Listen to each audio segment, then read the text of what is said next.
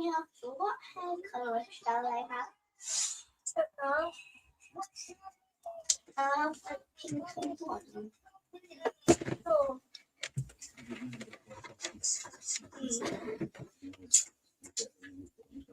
What colour hair are you going to have?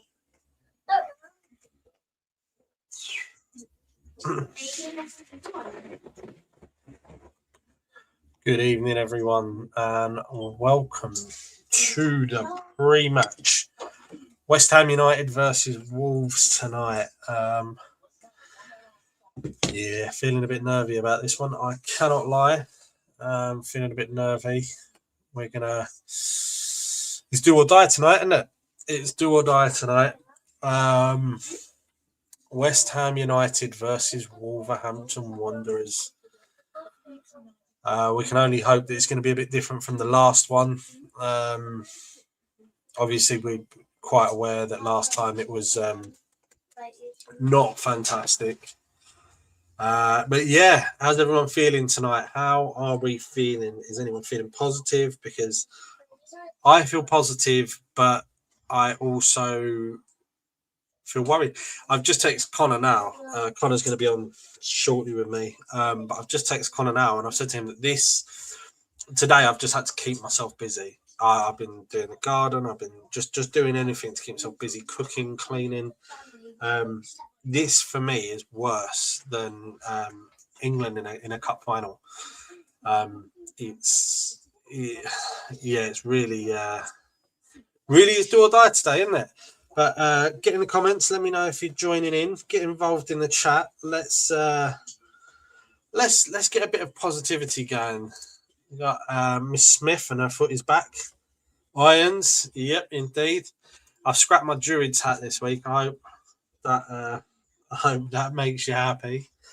I'm interested to see how people are feeling, because I honestly feel positive, but I don't know. I never feel positive. I just feel positive about this, but I'm also just, like I say, I'm just scared. I just can't shift it. Just can't shift it. A drunk bloke shouted 3-0 to us earlier. Not surprised if he's drunk. Damien, how we doing, mate? Loving that picture of Fabianski. What a keeper. Probably one of the better ones on the books at the moment. How we doing, Damien? Great chat the other day, by the way, mate. You raised some really good points about 𝗪𝗪𝘀𝗁. A lot of time I say some stuff and I get a lot of stick for it. But you seem to agree with me. You seem to be on a similar wavelength, which is always good. It's always good. I appreciate that.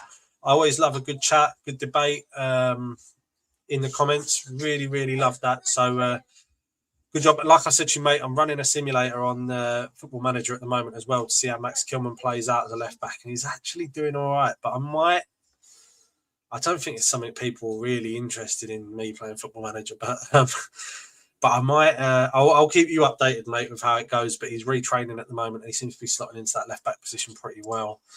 3-0 is 28-1. Yeah, I'm not surprised. For us to keep a clean sheet, the odds are probably pretty not really that great.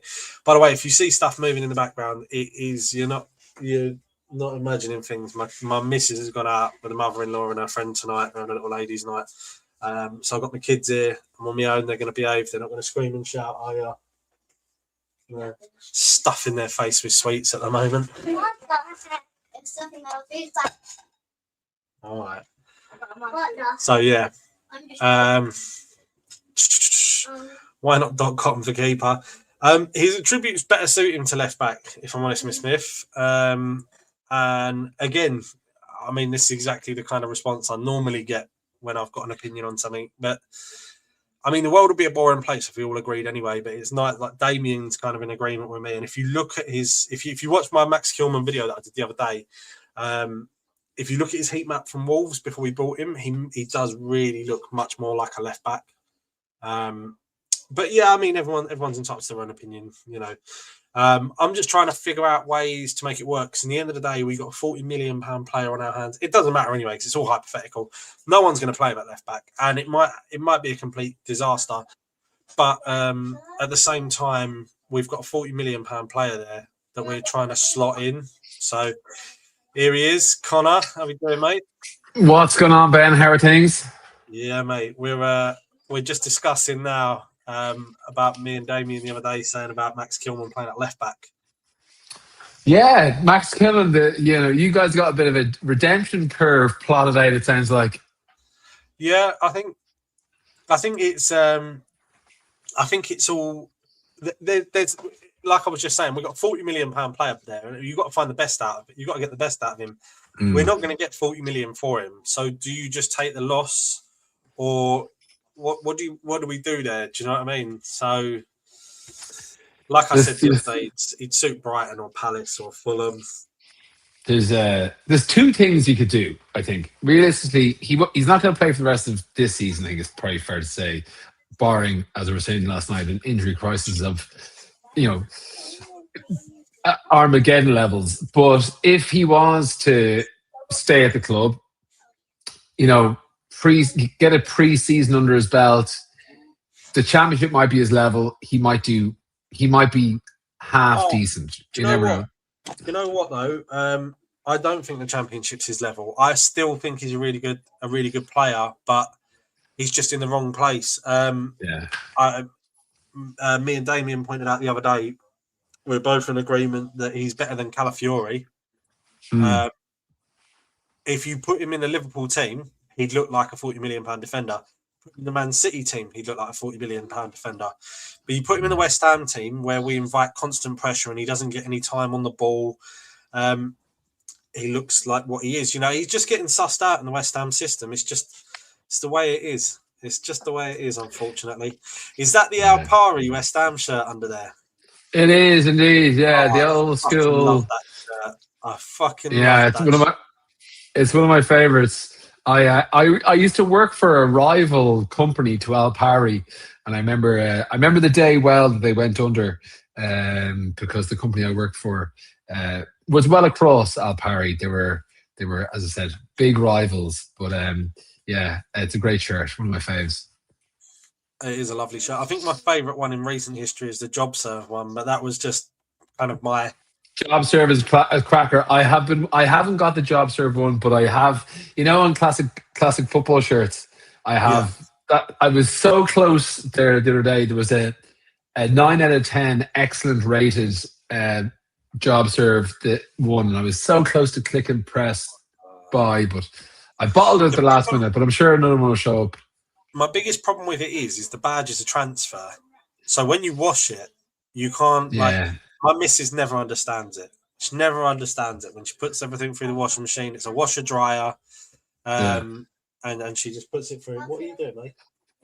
I've got the missus is out tonight, so I've got the kids with me.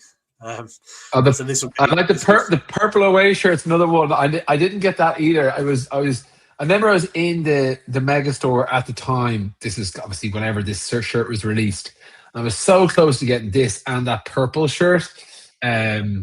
But that purple shirt, whenever I think of it, it gives me Zarate images. That's the kind of shirt I associate with him, the purple one from all those years ago. But going back to Kilman, like if we get realistically, if we were to get a half decent offer, 15 million or something, you probably it'd be hard to not take it. But I know we paid 40 and obviously taking a huge hit, but it might be a tricky one to get a big bid from. Palace were sniffing, weren't they? Palace were sniffing around a bit, weren't they? And I'm not surprised. He would do such a good job at Palace. Yeah. But we've got loads of people chatting away here. I do like this from Miss Smith. Exactly. We should all have our opinions and take the piss out of each other. I'm all up for taking the piss out of each other. Some people take it too far online, but was Mrs. Smith the one slagging you for your hat last week? Was that Mrs. Smith? My hat. And your grey background. Mrs. Smith's. I've got a different hat now. Oh, there you go. I've got no hats up here. I'll have to go downstairs. Yeah, I see you've had a haircut. You can't cover that up, mate. I know, yeah. I only got it yesterday. Went to a new barber's around the corner from my house. I was in and out in 2 minutes. I was well impressed. Look at Faye. I don't like this from Faye. That's too much now. Come on now, Faye. We're here to think positively. Although I know I'm jumping around here. I'm only on the stream 2 seconds, so I'm obviously missing out. But I am just I just want to flag it. I am so nervous. I am. I was literally just explaining to the chat that I'd literally just text you saying about how nervous I was. I got that message as I was joining. No, it's a big one tonight. Like I woke up kind of. I've been looking forward to this game for a couple of days now. Looking forward to it, but then because I was with the kind of positive attitudes, like we could be out of the bottom 3, we could be 2 points clear of Spurs, level on points with Forest, etc., etc., etc.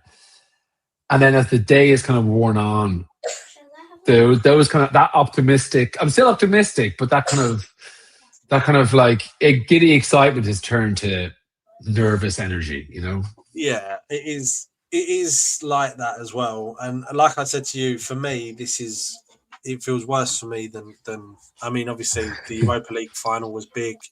But like when England were in the Euro final, I didn't even feel this way. And this is just a regular league game. There's so much riding on this. And I'm flip-flopping through emotions. I feel like I'm grieving because I'm like, 1 minute I'm like, yeah, we're going to do this. And then all of a sudden I'm like, why the fuck are we even in the situation where we have to beat Wolves? And then like I hear like Ray Winston was on Talk Spurs today. And he was saying that he was kind of saying to Alan Brazil, state of Alan Brazil, by the way, he looks dead. He looks like he's been dead for 10 years. It looks like they literally just hook him up to a machine every morning and get him working. But Ray Winston was like, Wolves are a good side. And that's all I've heard people saying, Wolves are a good side.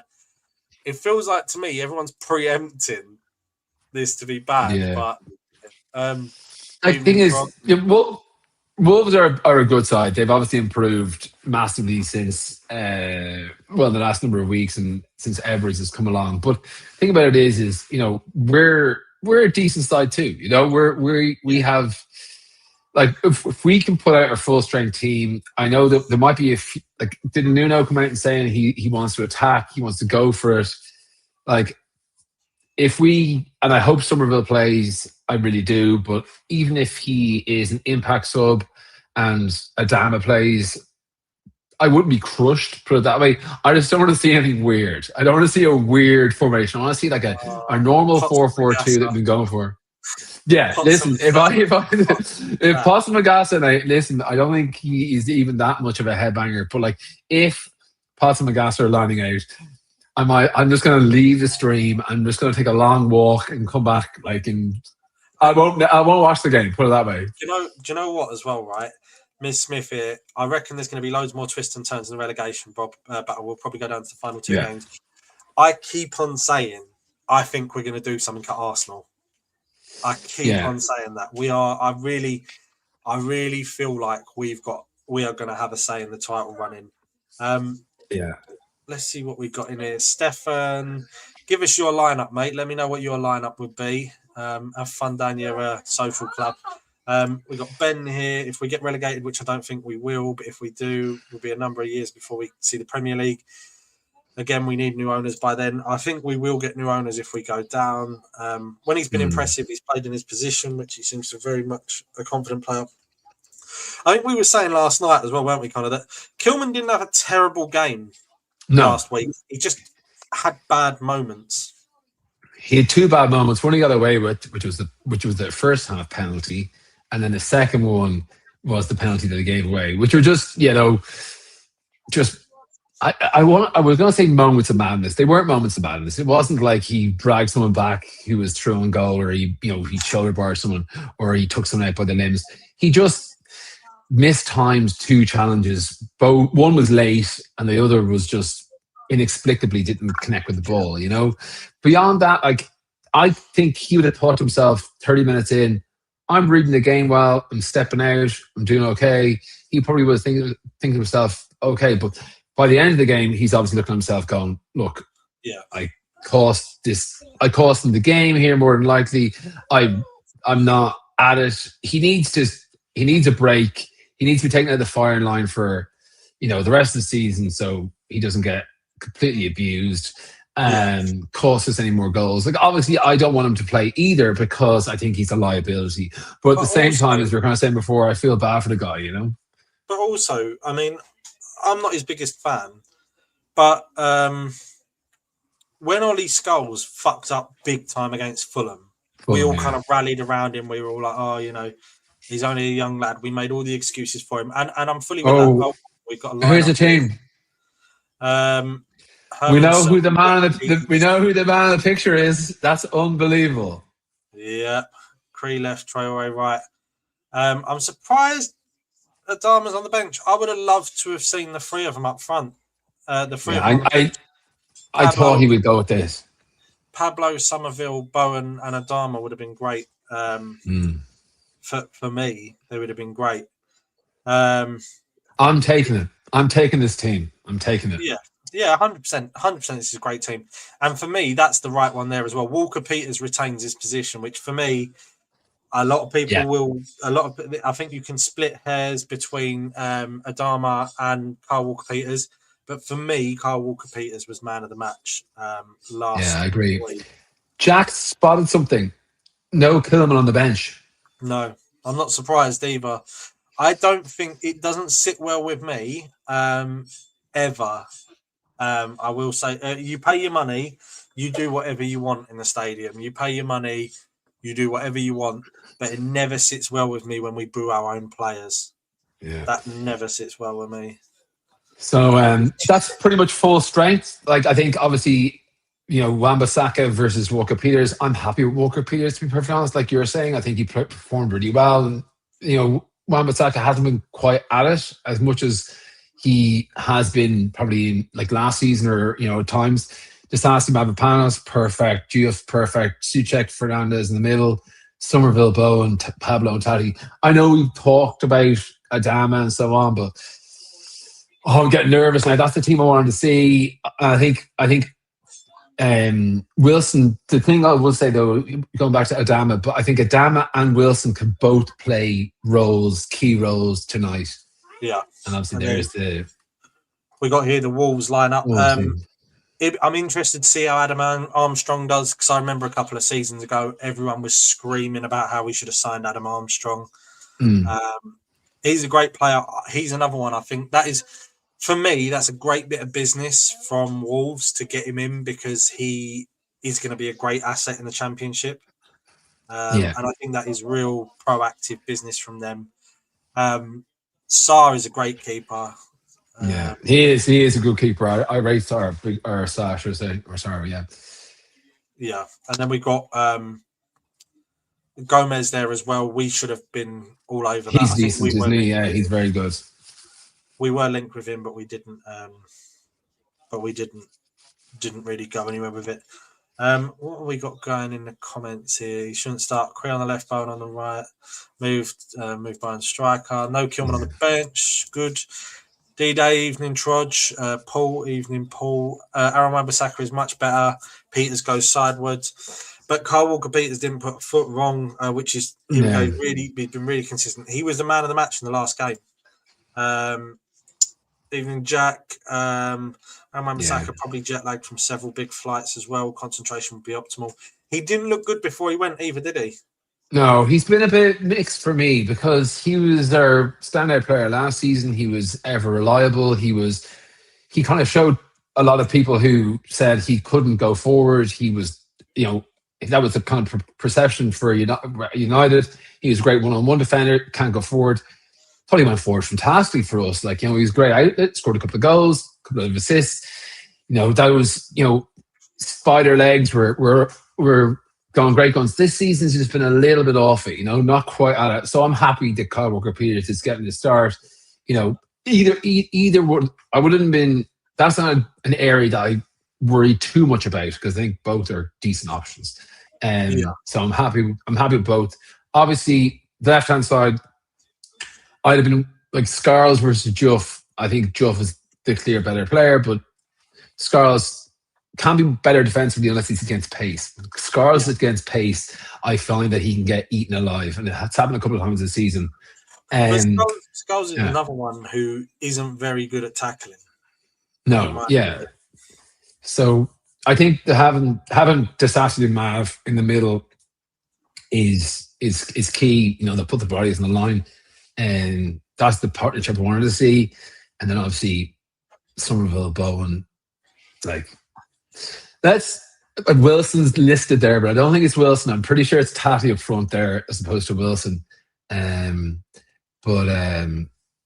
Yeah, Bowen and Somerville. Hopefully they'll. Well, Somerville is. I'm very excited to see how he gets on. There, Tatty's unchanged. That's it. So, how do you think Somerville is going to do tonight? It's Somerville. You kind of know what you're going to get with him. James, I know we've got a couple of people in the chat, but James has just texted me, my mate. He said he's in the stadium, and he said that the atmosphere is very nervous. So it's a very nervous, oppressive atmosphere. I'm not surprised. What that atmosphere will need, because I'm nervous. I can actually feel it inside me. This is the most nervous I've been. Not that I just feel this. The nervous energy is kind of like making me want to move around or something to kind of exert it. But I think that atmosphere, it's an early goal will calm them down. An early goal, early chances, just some positivity, because what we don't want is a period of pressure from Wolves. God forbid, a goal from Wolves like you had last time out. I remember watching that game. I was way more confident about that game than I am about this game, even though we were in a much better place. But I remember I was listening to the build-up to the game. Anton was doing the build-up. I remember I was walking the dog. I was listening to it. And I was like, yeah, don't worry about it. We're going to win today. It's going to be hunky-dory. And then I switched the game on, obviously, and then we're 3-0 down within God knows how long. And I just was like, I turned it off. Me and my missus she was down watching it, but she'd have her earphones watching something on her phone, and I just turned the TV off. And she says, "What's going on?" And I'm like, "We're losing 3-0 against Wolves." And she's like, "Okay." So we had a glass of wine just to be like, let's not. I didn't turn the game back on. I checked it on my phone, but I was so checked out at that moment in time. Yeah, I can't. I couldn't. There's James himself. He's at the stadium. As I said, he says it's very nervous there. I think the turning point for me was normally my missus just kind of leaves me to it. Every now and then, I get left to it now, yeah. Every now and then she'll say, "Oh, how did it go?" Or she'll be up to date with it, and she'll be like, "Oh, what was the score in the end?" or something. But she just leaves me to it. I was watching the Nottingham Forest game. Yeah, that game. And when the ref gave that penalty at the end, I was just sitting there and I was just so fucking angry. And she was just kind of like, she was sitting there and she was like, "Are you all right? Do you need to go for a walk or something?" And then I was like, "No." Yeah. Like, the kids are in bed and I was just so angry. I can deal with losing and being outclassed. I can deal with that if they're the better team. But we were the better team and we got robbed. And it just, I can't. There's just like this part of my brain that doesn't get injustice. And, it just felt like to me, we didn't deserve to lose that one. We didn't deserve to lose the Brighton game. We didn't really deserve to lose that Fulham game where, Scarles made the mistake. I want to see us really kind of, and you know what, right? I know exactly what needs to happen tonight. And if I was the manager, I'd be telling the lads, all you have to do is go out there on the front foot, bang a goal in early doors, first 5-6 minutes, go out there, put down a stamp in the ground, like put your flag down and just fucking balls, carry on how you finished that Leeds game. You got to go out there, smash the daylights out of them, because if we can get an early game, that stadium tonight is going to be buzzing. Friday evening, everyone's going to be down the pub after work. There's no point in going home, is there? You're going to get down the pub. Yeah, you're straight to the pub, couple of jars there, and then you go there. Exactly, 100%. Nervous atmosphere. That doesn't surprise me one iota. But they don't travel well from what I've seen from Wolves. You know, they're not, you know, the points they've gotten have been points at home. You know, they're on our patch. If we can go out there strong and, you know, get a goal up, 2 up, like we've had a few, it hasn't happened in maybe the last couple of weeks, but we during that really, the purple patch where we kicked our season off essentially. It was the first half that we really went hammer and tongs, you know. If we can go with the first half in a big way, go up 1 or 2 and really put them to the sword, you know, that would be obviously magic. But I just think an early goal will go a huge way. I don't, you know, Damien saying, you know, Wilson and Dam off the bench. There's a world that's going to have to happen, but I hope we're not in that space tonight. I hope that they're just coming on to refresh the team a little bit. I don't want us to be relying on a late show from Wilson to bundle one in off a corner or something like he did against Spurs. I'd rather it be a little more routine than that, but you know, we'll see. It's we really need to set the tone tonight. Traj just calling me out here, by the way. He was saying that I said they don't travel well. Have you seen our home record? Yeah, I have, but we've improved, Traj. I think you'll agree. We've improved a little bit at home. Like, you know, I would rather just be at home, Traj, than be away. Put it that way. We've lost 8 games at home, but we've been unbeaten in 7. we haven't lost 7 there. I think what are we doing here? Frog, the games where we've robbed ourselves piss me off. This is Wolves is the one. Wolves is the one as well. Worst part about losing, apart from losing, is over dramatic YouTube channels that flounce about spout predictable bio afterwards. I don't think we're one of them, do we? I don't think so either. No, we're always the glass half full merchants. You know, I think for the most part, you know, I think that, you know, there's certain places and times for, like, I get frustrated in my own, the company of myself. I get frustrated and pissed off, and there's lots of examples of that in the season. But I think when it comes to the channel, we try and keep it as up tempo as possible. So we're coming on here spouting bile afterwards. Thankfully, we've got some pictures from inside the stadium. I guess Russ has been sending them across. There's like a nice little tifo there on the bottom. You can't really make out what it is. That's an out of focus picture there. We've got James is there up in his seat. Lovely stuff. He's in there nice and early. Nice and early is right. He's ready for action. It's what, 7 o'clock now nearly? So he'll be I always like to kind of get in and watch them warming up and kind of get an idea, get a feeling for it. I'm a little less likely to do it now because you can't drink in the stands, and that's kind of part of it for me. I like that pre-game. No, I'm the same. I'm always the pre-game few beers with the lads. I am also a halftime beerman, which has caught me a couple of times in the past with goals going in. But I do like to kind of soak it up as much as possible. Sam here is saying 3-1. That's the scoreline that I have. No, I haven't actually put a bet on. I haven't put a bet on in quite a few weeks now at this point, actually. Might have to have a little punt this evening and see how we get on. But I'm thinking 3-1 myself. That would be... that's what I'm at. I've got, on Finalysis, I've predicted 4-1 West Ham. Oh, I love that. Jesus, I love that. There you go. Trudge says he's not calling you out. He's just adding context. Yeah. We got to attack and get stuck in, or we lose the crowd like the first half versus Leeds. It's so important because there's been a lot of times when I can understand, right? But David Moyes spent more time moaning about the fans than he did harnessing the energy. Lopetegui kind of got us. Graham Potter was a twat. He didn't understand it at all. The West Ham fans kind of get thrown under the bus by the managers, the ownership.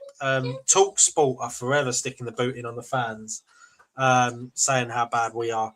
But Nuno seems to understand that we are a 12th man, and that stadium will really get rocking if you kind of get in there. He says all the right things in press conferences, but then he goes and makes some bad decisions. We need to get stuck into this. James says always early. Got a good crowd something to get behind. Exactly. Crunching tackle or something. Exactly that. Yeah, I completely agree with Charles there, because it doesn't have to be a goal. It doesn't have to be anything. It just like something positive to get them up, and just hopefully they can ride that wave. We've got our best team out there. Like it's all on this. And I think we need to get something early, as fundamental or as basic as a challenge like that, because I think that I'm nervous, and I can imagine the nerves that'll just emanate from the stands if my level is multiplied by 60,000. I can imagine the stadium will be pulsing with nerves. Yeah, exactly. We've got to feel that, but we got Mark here. Let's go, win, boys! Brilliant early birthday present for Monday. Happy birthday for Monday, birthday. Mark. Damien seems shocked, really surprised by this lineup. I would have started Aaron Wan-Bissaka, Todibo and Areola. Use Adama and Wilson off the bench. I'm never nervous. You're always nervous, Damien. And Damien's changed his picture as well. He's changed his, he's no longer the snowman. Antonio the snowman. With Fabianski now, look, and what glory. Yeah, Fabianski, yeah. I still think he's one of the best keepers at the club. Absolutely. And use the Dama and Wilson off the bench. That could still very much happen, I'm not surprised about Todibo and Areola, just on the basis of the team that started against Leeds. And I always thought he was gonna. No, actually, Aaron Wan-Bissaka is the one that I was kind of humming and hawing about. Wasn't so sure about. Kyle Walker-Peters didn't set a foot out of line for me last week, and I think I would have been disappointed if he wasn't in the lineup. There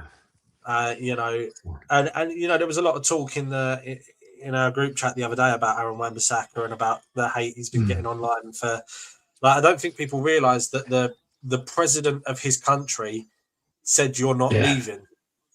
That wasn't his fault. That wasn't his fault. I think it was widely, acknowledged that. Yeah, the Congo president was like, "We're having a celebration. You're not going home." What are you going to say? No, I've got to play an FA Cup game. He'd be fucking turfed out of the team for the World Cup, So I completely understand where he's coming from, and it's obviously I don't think it was his fault in any shape or form. It's one of them. It's one of them things though, where I think I said in the chat, I think I said that there's certain people that always catch strays online, and unfortunately Aaron Wan-Bissaka is one of them. He's always getting slagged off for something. If something goes wrong, if something happens, it's not his fault. He didn't down tools. He was just what do you do? I mean over here we got Keir Starmer, who can't do fuck all. He can't control his own cabinet, so he wouldn't be keeping anyone in the country. But obviously, and the other thing is like I said, this country, I think Sess pointed out the other night, this country, the last time they qualified for a World Cup, they were called another name. So do you know what? Let them party, let them enjoy it, and even for yourself, I couldn't quite, and I'm not trying to take the piss at you or stick the boot in or anything, but I couldn't quite capture the emotion you had towards the Ireland Czech game, because for me, I don't have to watch any of the qualifiers because I know that England are going to pump Panama or someone like that. We're just going to go through. But then again, what is the point in qualifying if you do fuck all when you're there? Last time you guys qualified, you look pretty good. Yeah, it was we haven't really gotten close in qualifying for years. We had a lot of heartbreak in the 2000s, early 2000s, late 90s, and then kind of been nowhere for a long time. And the reason why we got swept up so much, aside from the fact that it'll be the first World Cup since 2002, and we'd love to go, obviously, and I honestly, if we'd have gone, I wouldn't really have cared how we performed. The group we were drawn into was actually half decent. It was Mexico, Korea, and some other, I think South Africa. So you would have kind of said we're probably on par with, we might have gotten a draw against Korea, probably beaten South Africa and maybe been in the hunt to get out of the group.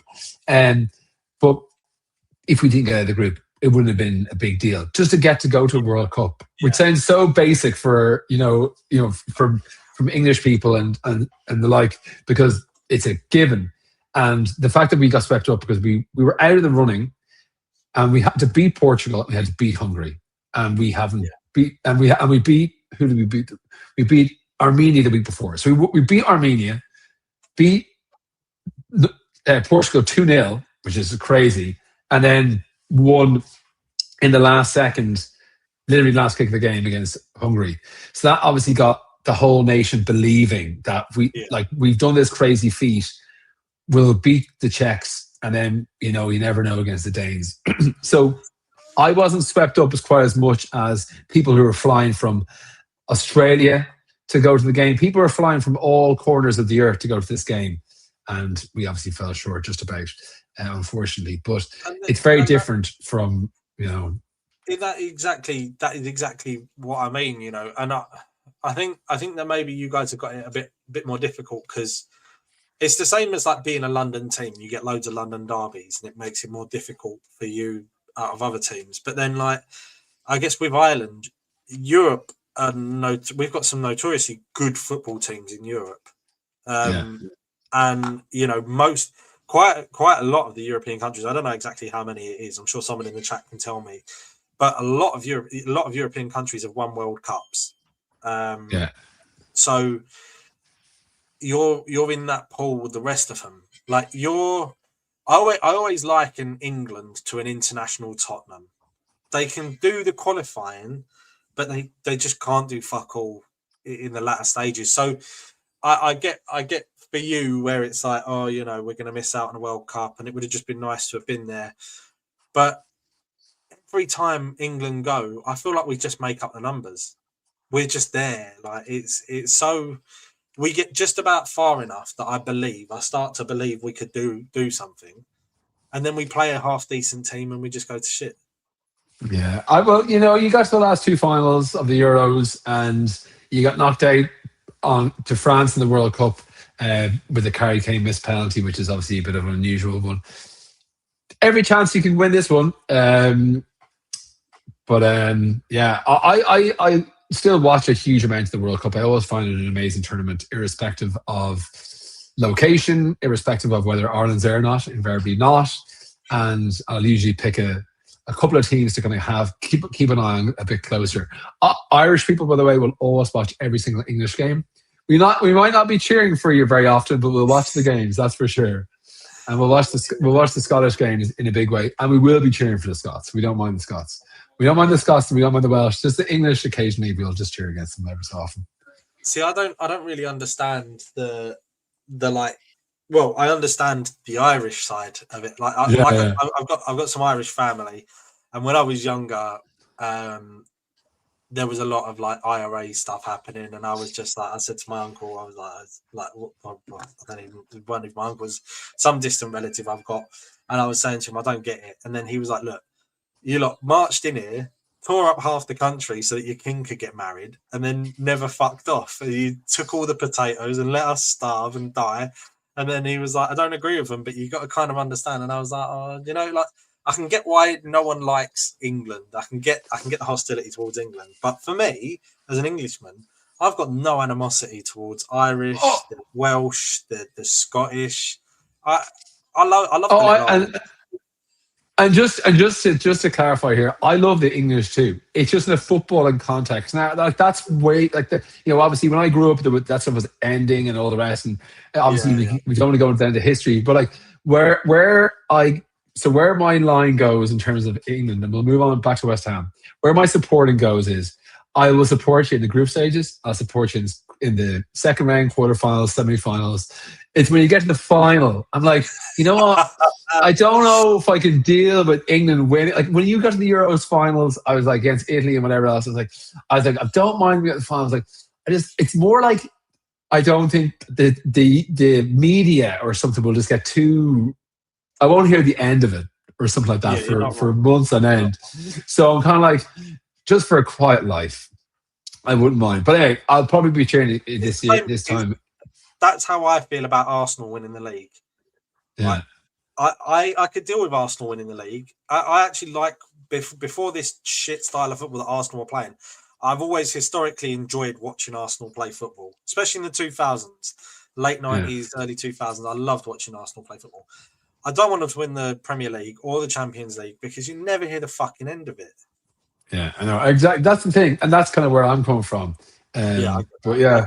Anyway, going back, there's a few comments here about I think Kante, Troy's just talking about Kante here. I think Kante should be in the midfield.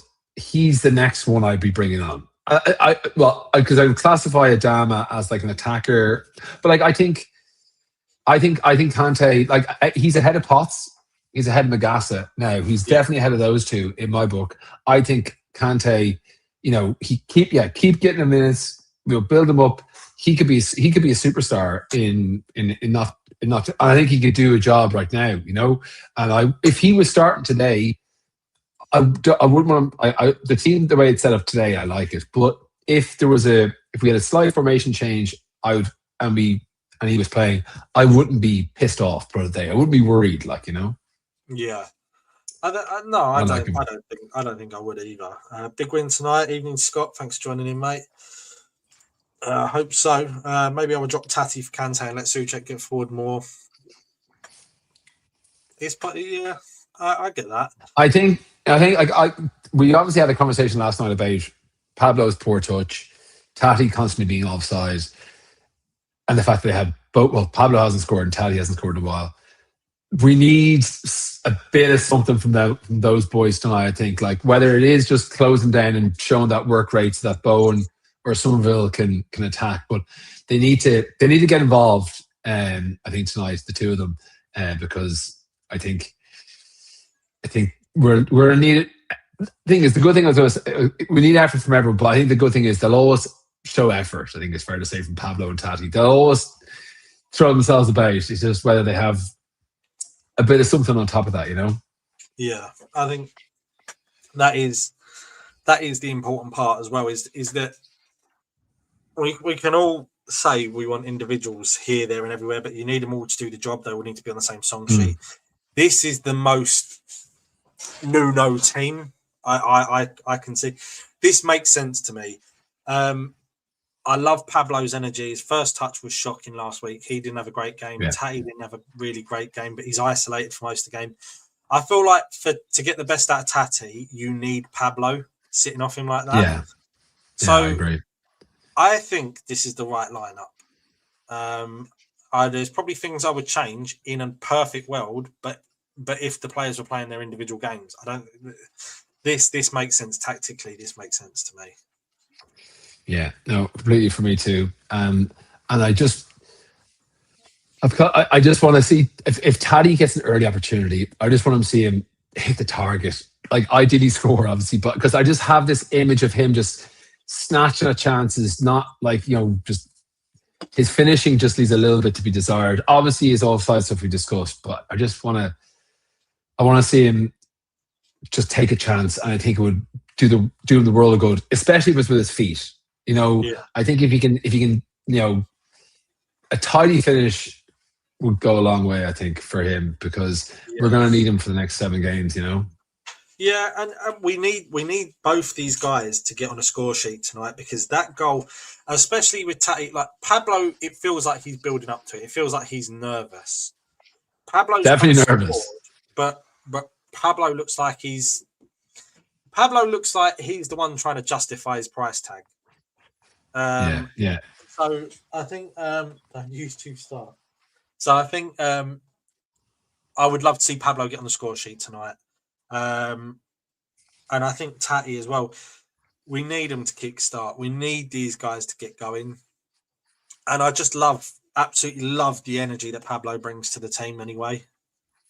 Yeah, no, absolutely. And I know that he's had a lot of pelters, and I think people looking at him are looking at him as a striker. He's going to score a ton of goals. I think we need to kind of look at him in a different way. He's not going to be that kind of goal. He should get a couple of goals here and there, but I don't think he's brought into the team for his goal output. which I know sounds ridiculous because he's a striker, but I think it's very much to put the work in and, you know, bring in the likes of a Bowen, a 𝗪𝗲𝗀, a Tati to pick up on some of his scraps, some of his closing down, you know, some of his link-up play, and hopefully, you know, they can get goals. And Bowen hitting his stride, as Frog was saying, would be handy.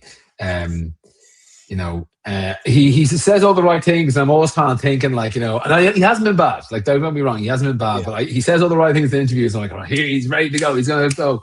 And then, you know, like, he played brilliantly against Leeds. He's hit the post twice, set up the goal, and well, the goal for Mateus Fernandes. I feel like earlier in the season, me and Russ did a lot of talking. Me and Russ did a few videos together about Bowen earlier in the season, and we were both kind of saying that he's not a captain. He hasn't got leadership qualities. You know, the leaders in the team. The last few games, he's looking more and more like a leader. 100%. He's been challenging the referees. He's been shouting at linesmen. He's been pushing players away, stopping them from getting themselves in trouble. He's been fighting for us. He's been standing up for the players. And although he fucked the penalty last week, when they were in that huddle and he was there just kind of pointing at them and hyping them up and telling, you know, it was his team and you could see it. And I just feel like there is a captain there. I really feel like he's a captain.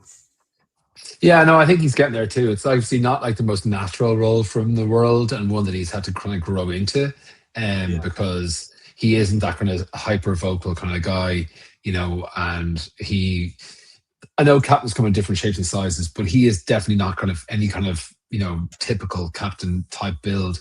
But I think he is coming into it. Like, I see here, you know, some saying, you know, that he hasn't been the same player since. And it definitely weigh, the captain armband didn't weigh heavily enough on him for a while. But I think he's been pretty good this season, while not having quite the level of output. But at the same time, he's had plenty of goal involvements, and, you know, he cares. I think maybe it was Traj saying that he cares. He clearly does, and I think, you know, he's going to put his blood, sweat, and tears into these last 7 games, and, like, you know, if we're going to stay up, you know, he'll be a key part of that. There's no question about that. He won't be a passenger, that's for sure. No, he won't. We've got Mandy. Nathan, what's going on? Mandy, how are you? Evening, Mandy. 2 nights in a row. Aren't we lucky? Yeah. Another option tonight would have been to put Adama on the left, Traore on the right, Bowen, Pablo. I think we were saying last night. Adama and Traore, though, just to critique Mandy, are the same person. Yeah, they are. We can't split Adama and Traore. I mean, we can't have both of them. You know, they're the same person. So, yeah, I'm guessing she was. I think she meant 𝗪𝗲𝗀. I'm just being pedantic. I think it's all fair to say. I think I would have. I like the idea. Evening Tonks. I like the idea that I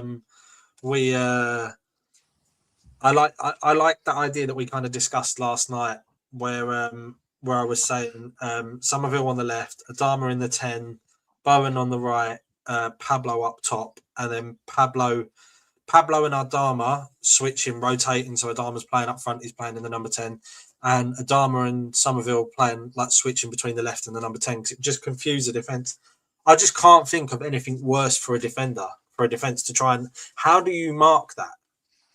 Yeah. How do you mark I 100% would have that too. Like, I think, you know, when you have a, you know, I think with the Irish team, right? Go back to the analogy I would use is, like, we've got really good defenders, you know, and like that's our best positions. Like, how do you fit all your best players into those positions? And the same for West Ham. It's like, we have a couple, like Adama, we didn't rate him at the start. He's been playing really well recently. He's in form. How do you fit all your best players, or the players in the best form, into a formation? And that's where you have to kind of maybe take a chance and put Adama into that role, you know, and have him switching across the front 3. I think that would be hellish. Especially, he's going to be wanting to go out against Wolves and do something, you know, as well. I think he'll, you know. So I think, you know, he'd have the motivation. That's for sure, you know. Yeah, it's I feel like as well. I feel like he's cooking as well. I feel like everyone is absolutely everyone kind of underrated him. I just don't feel like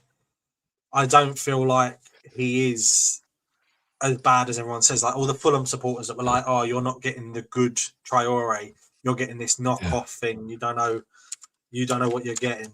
And I would love to. I would. I'm going to run to the bathroom real quick, and I'll be back in a moment. So will I go and hit? Will you control the thing? Do I hit remove? Oh, yeah. I hit remove. Let's get Connor. Connor's going for his comfort break. Nuno is 0.84. I've got Nuno at 0.96 here. 25 divided by 26 equals 0.96. Graham Potter 0.96 to 1. But either way, I just thought Adama did 110 minutes, maybe better off the bench. I agree there. He is probably better off the bench. What are you doing, buddy? God knows. Potter is 1 point per game. Traore runs well with the ball. We don't know what to do with it. It just causes chaos. As long as he's causing chaos, that's the main thing. Avram Grant beats Nuno. I was watching a lot of like chats about Avram Grant. Rob Green was on Ben Foster. Have you seen any of that? The Ben Foster's podcast. He basically was saying that they'd turn up to training, and then obviously they had the Portaloos. You're muted, by the way, Connor. There we go. He'd turn up to training, and Avram Grant be nowhere to be seen. They wouldn't be able to find him.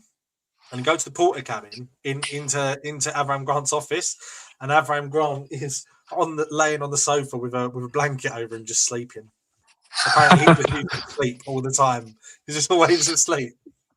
Japers, yeah. What was like his kind of tenure and him getting gigs was just the weirdest time ever, wasn't it? It was weird. It was so because he came in and started managed Chelsea, then Portsmouth, obviously West Ham. Like he was kind of like he like the manager merry-go-round we had for a while. He managed to hop onto that merry-go-round for a couple of teams, and it just seemed so bizarre. I was like, how is this guy in the mix now? You know, it's crazy, isn't it? Like. You see some of this stuff, and it's like, wow. Like I remember, didn't he get sacked and he was just told to fuck off? He wasn't even allowed on the team bus. He was just there was something weird about that. Yeah, I just kind of imagine Avram Grant kind of hand in pocket, head. He always looked depressed and half. Yeah. Oh yeah. And I could just imagine him just being like, oh well. Is what it is, just like leaving the stadium. Just all he's got in his office. Do you want to collect all your bits? No, it's all right. I'll just buy another duvet. He's got some old pizza up sofa. He just has that kind of look to him, like, you know. He just obviously has that kind of face that just looks like a sad frog, you know. He does look like a sad frog, doesn't he? Yeah, that's the kind of look he's rocking, you know. Like, you know, Frog in a Well and Avram Grant, like, you know, we're on the same. That was a crazy period in our history. That was kind of that's kind of like whenever I think about Avram Grant, I just think about it just makes me think about like an ex-girlfriend you had where you're like, what the fuck was I doing? Like, where was I at? Yeah, a lot of kind of what was I thinking moments, like, yeah, for sure, yeah. It's just I look at Avram Grant and I think, wow, like it's hard to believe as well that he was Chelsea manager. It's such a strange. He was the manager of. I'm looking at his Wikipedia here. He was the manager of Zambia from 2022 until 2025. So he's just finished his managerial career. Seems to have just come to an end. He managed Ghana for 3 years. Then he managed Northeast United, who are in the Indian Super League, and then went to Zambia. Yeah, bizarre. It's a strange game, but I mean, I think it was that period of time where Robbie Keane randomly playing for West Ham. Like we just got Robbie Keane, and I remember when we signed him, I was like, "Fucking hell, we're signing Robbie Keane," but we were getting like this care home version of Robbie Keane. We were getting like, we'd be better off having Robbie Keane now than when we had him. It was in his MLS days. Like, it was so funny because, like, we obviously kept because he played for Ireland for a little bit after he went to the MLS, and I remember when he went to the MLS, he was obviously way better than everyone there because it was probably around the Beckham time, but like Beckham was Beckham, but like he scored like a ton of goals. He won like the MVP and stuff. People couldn't believe how good this guy was, but he was obviously like a far cry from what he was. But he also came to play for Villa for 6 games during his from LA Galaxy. Yeah, weird scenario. Scenario. Who was we had like a young midfielder. He was like a wide midfielder from, I think he was South American or something. West Ham squad under Grant. I remember there was this lad we had, and he wouldn't stop running. He was like, there was a bloke sitting next to me in the stadium who said to me, "Fuck me, he's like a flea on Red Bull," and it was just no, it wouldn't. Maybe it was Pablo Barrera. Maybe. Yeah, actually, I don't think it was. I'm not sure. I'm looking at the lineup here. Rob Green, one of my all-time favourite West Ham keepers. Rob Green was great. Rude Boffin was the number 2. Winston Reid, who I loved. Honestly, who doesn't love him? Danny Gabardon, I had a soft spot for him. James Tompkins, I loved. Matthew Upson, he was kind of there. Wayne Bridge, Tal Benaim, Lars Jacobson. Scott Parker was our captain back then.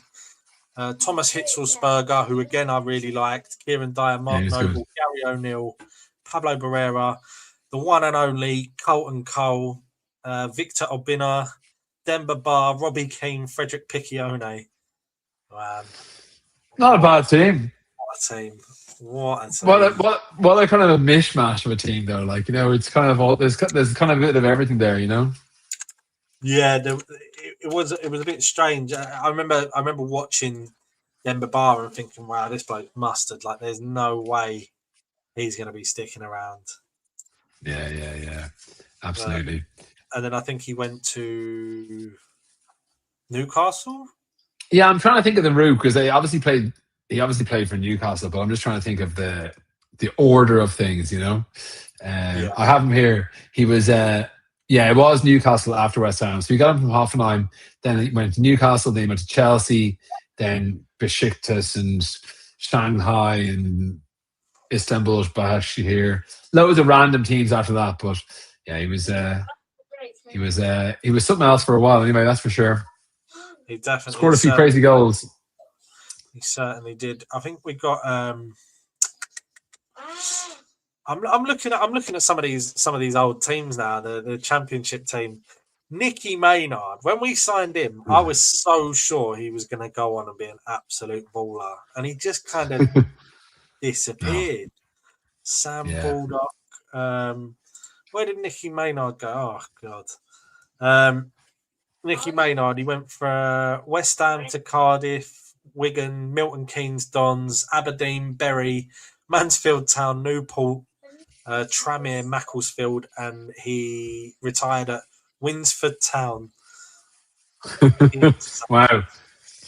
We have there's a bit of chat, it looks like, about the record of managers. So he recorded 25% win rate, which because Mandy and then Traj was getting involved as well. Sometimes they do these stats months ago. Traj, what to do? I would start. Just asked again. It gave a different result. It always does. If you're looking at AI, it's never going to give you the right answer. You've got to go in and work it out yourself. Up to April 2026. Sounds like a cracking pub crawl. It does.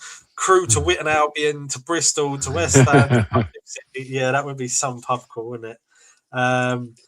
They're all crap, basically, and I think we can agree on that. Come on, you Irons, evening, Lone Hammer. Is there any kind of West Ham player in history that you can think of that you really thought was going to do something and didn't? I'll have to have a think. There's been many. Skill-Macca's got to be one. Skill-Macca. I remember when Skill-Macca signed. You know James Richardson. He does the Football Italia. When he was signed, there was like a big interview with James Richardson. Did an interview, whether it was for the West Ham channel or whatever, or the West Ham official,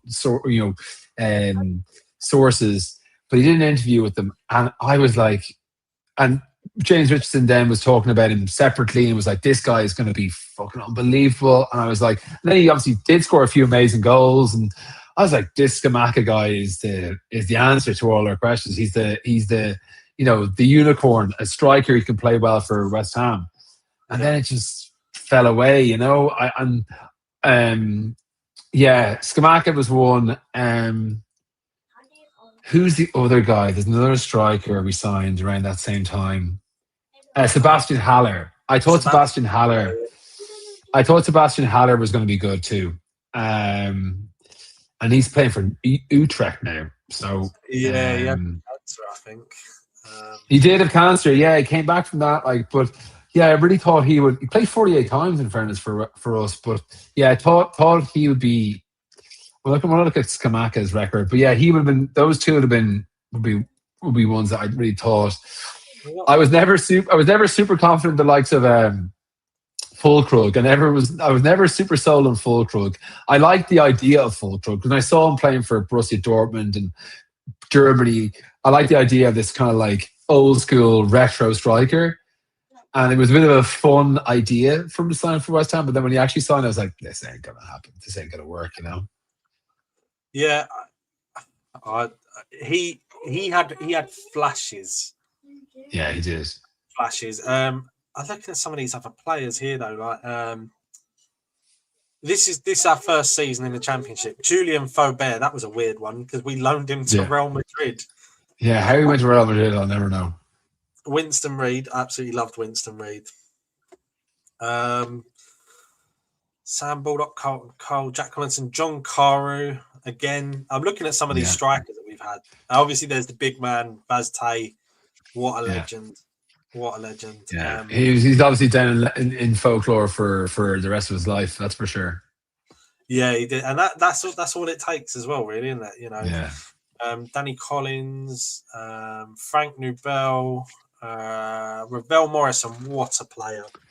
Yeah. What an Ravel Morrison. He was incredible. Like I as I said many a time, I was at the Spurs game at White Hart Lane when he scored, when we won 3-0 and he ran half the pitch and dinked it over the keeper. That was one of my happiest memories. And I remember just that day, people just saying, who the fuck is that Ravel Morrison guy? Because they kind of half knew him from United and how highly rated he was.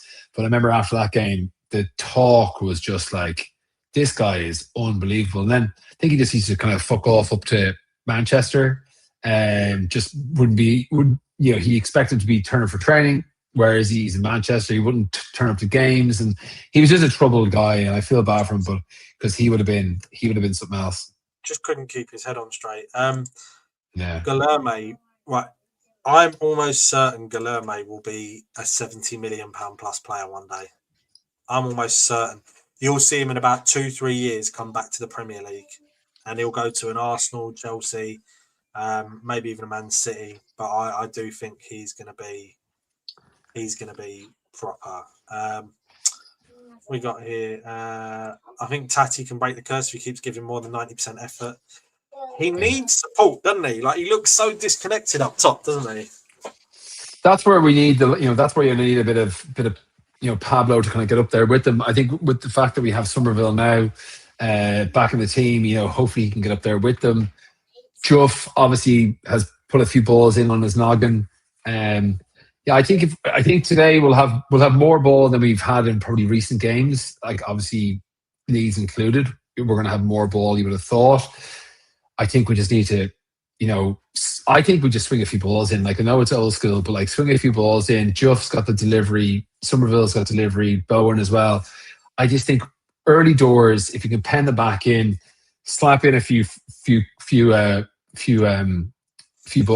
crosses in, even if he doesn't score directly, you might pick up the scraps. Souček's always great for kind of coming in and bundling one home. I just think just I know Sal's a good keeper, but I would just fire in a few balls early doors and see what happens, you know? I think the lineup that we're displaying isn't correct. I think Bowen is going to be on the left. Somerville's going to be on the right. Yeah, no, I completely agree with that. That's obviously not correct. That's not right. But I think, you know, we know what it's going to look like. You know, it's going to be. I find it interesting, and I think it was asked earlier. Is like wasn't Tati originally kind of framed? I think when he was first signing as a slightly deeper lying striker, was he not kind of framed a little bit more as the kind of where Pablo plays? Because I thought Tati was more of a, as the old school phrase would be, like a second striker. I thought that's what. Yeah. For me, he's always been. He kind of, in Italy anyway, which again, it's Italy. Yeah. He did a lot of the dropping back and moving position and a lot of 1-2s. Tati looks like it's a chemistry problem more than an ability problem. I feel like once it clicks and the players can learn where he's going to make his runs to, I think we're going to see the best of him, if I'm honest. Yeah, I think when he first started playing for us, he did look, and I'm not saying he doesn't now, but he looked quite sharp. He was doing some little flicks, first time flick ons that were like making it to Bowen and so on. He looked like he could link up quite tidily, and I remember that especially in the first game against QPR that he played. I think that was his first game anyway, and the games after that, it just, you know, I probably just haven't been keeping as close an eye on him, but I think he has that ability to link the play. I just hope he can do it today. And I hope Pablo can too. Because I think this is zooming out a little bit, but obviously we know the pressure they're going to put on the likes of Spurs and others. But I think if we win tonight, the confidence that will give us, I think we'll beat Crystal Palace as well. Yeah, I think and so. That's 6 points that gets us like, if we can get 6 points next two games, we are in the strongest position possible, because then we need what?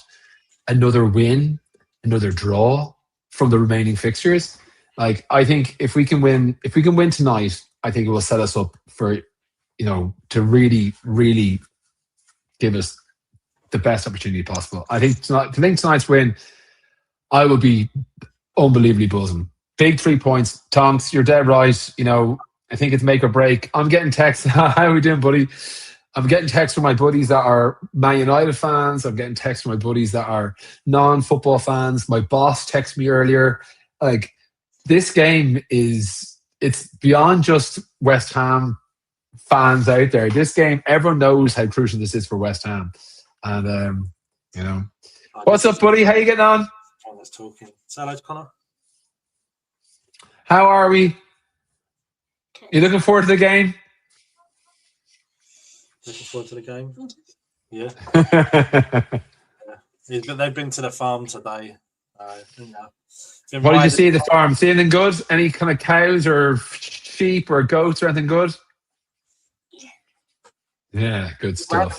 A tarantula and a snake. No, wouldn't be. No interest in those guys. They don't sound like a lot of fun. They're not farmyard creatures. They wouldn't be for me now. Too slithery and too creepy. Yeah, I saw the tarantula and I was like, Mummy, get me down. Yeah, get me out of here immediately. Get me out of here. Yeah, you're dead right. Yeah, no, that wouldn't be fun for me. Tell Uncle Nathan he's a prick. Go on. No, don't say that. You're not allowed to say that. I'm gonna ban that. I've got Greens on the telly with Jamie Redknapp. Why is Jamie Redknapp at every fucking game? He was an all right football player, but he seems to get everywhere, doesn't he? No, I don't know. Yeah, Jamie Redknapp. I used to like Jamie Redknapp. I've kind of gone off him. Wouldn't be one for me now. I wouldn't have him. And he's no connection to. Does he have any connection to Wolves at all or anything like that? No, he just seems to earn. He just seems to be everywhere, doesn't he? He's just. Yeah, it's just got that face, you know. He just looks great, you know. What are you doing? I'm doing the flossies. Go away. Say Freya in the comments. No. That's my name. Go away, you. You're doing flossing. I've been trying to floss for years, but I can never pull it off. Every time when we was in Disney, right? Every time we got in a queue, Arthur would be like, I need a toilet. I need a toilet. I'd be like, no, fuck that off now. So every No, time he said he needed a wee, I'd be like, right, floss. Just floss. Just floss. That's the way to get around it. Yeah. Yeah. Any other kind of comments going in here? I had a row with Jamie Redknapp once. I was in Frank Lampard's garden. Right. Traj, listen, we were talking about the other night we're going to have like a phone-in show or we're going to have a guest appearance. Traj, you're going to be a guest appearance now on Thursday night to tell us that story because I'm not sure I believe you, but I want to hear all about it. So I got to hear from the horse's mouth. I'd love to hear about that. Actually, funny enough, I worked in a hotel and we had a charity thing, and Frank Lampard was there, and there was this rule at the time about if you found something and no one claimed it within a certain period of time, you were allowed to take it.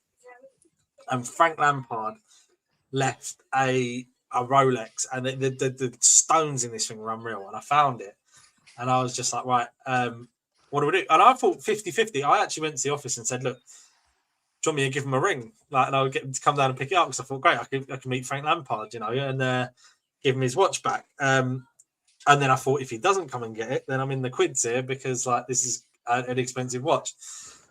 He came on the very last day to claim it while I wasn't on shift. Japers, yeah. Did you try it on? Did you try it on at any point? No. My wrists are way too big for that. But yeah, it was weird. Frank's sister Claire told lies about me. Oh, I've got to hear about this. Gnome nicking again. Yeah, the gnome nicking. You got to cut it out, Traj. Enough of that gnome nicking. I get you in big trouble. Oh, I played football with Frank most nights. My mum wouldn't let me because of her plants in her garden. Pat used to let us through. Yeah. All right, I'll get it in a second. All right. Okay. Pat used to let us know. We used to see. I used to see David Beckham training in Ridgeway Park in Chigwell, and his dad used to drive him hard when he was a kid. Oh, I'm sure, yeah.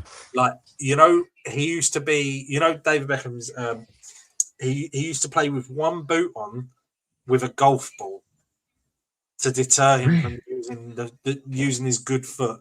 So his dad would have him playing with a golf ball with only one boot on his weak foot so that he wouldn't use his predominant foot to control the golf ball. Jeepers, that's bad. That sounds like, Russian training for the Olympics. Like, you have the gymnasts doing mad shit at like 12 years old, and you have, I remember like horses jumping over fences and they put like spikes and shit on it, like all that kind of stuff. That sounds like a cruel torture, Yeah, it would be. Budge is in the house. What it takes. Budgie, cheers, mate. Enjoyed your show the other night. We've got Gazza here as well. Gaz as well, yeah. How are we feeling, guys? What's the score, guys? I want to hear from the likes of Budge and Co. and Gaz. I made Gazza an open invitation to your Overland and Sea podcast. Brilliant! Yes, I haven't done that in a long while, so definitely be up for that for sure. I said to him, give us a shout if you fancy going on. He said, not right now, but maybe in the future. Yeah, sure. That sounds good. If you're an international West Ham fan, get in touch because Connor does do a podcast. Look, Nathan, you've been smoking crack, mate. 17-0 Wolves. When we were playing Leeds last week, he's like, oh no, you're going to beat us. You're going to beat us. And now he's back on the crack pipe. Well, we ran him tight, like, it looked like there was it looked like it was obviously going to be a comfortable win, but we nearly got there. Yeah, few millimeters, and we would have had it in extra time. Yeah, with Taddy's goal, that is, and obviously the post hitting as well. That's it as well. It's it was definitely something. For the most part, Leeds supporters that I've met and spoken to and know are actually pretty good. They're actually pretty good. Yeah. But this week on social media, they've absolutely been slating this man. The Leeds supporters have been absolutely slating Finn. And look, he was celebrating, he was hyping himself up. So what? You've got to be your own biggest fan. You've got to be your own biggest fan. He's a local lad. It's his debut. One of the first things he does is save a penalty. fair play to him. But the Leeds supporters were absolutely rinsing him, and I hated that. I hated that. It was real classless behaviour, especially considering, you know, we reached out, we extended the olive branch, and we helped kind of commemorate the loss of 2 of their supporters.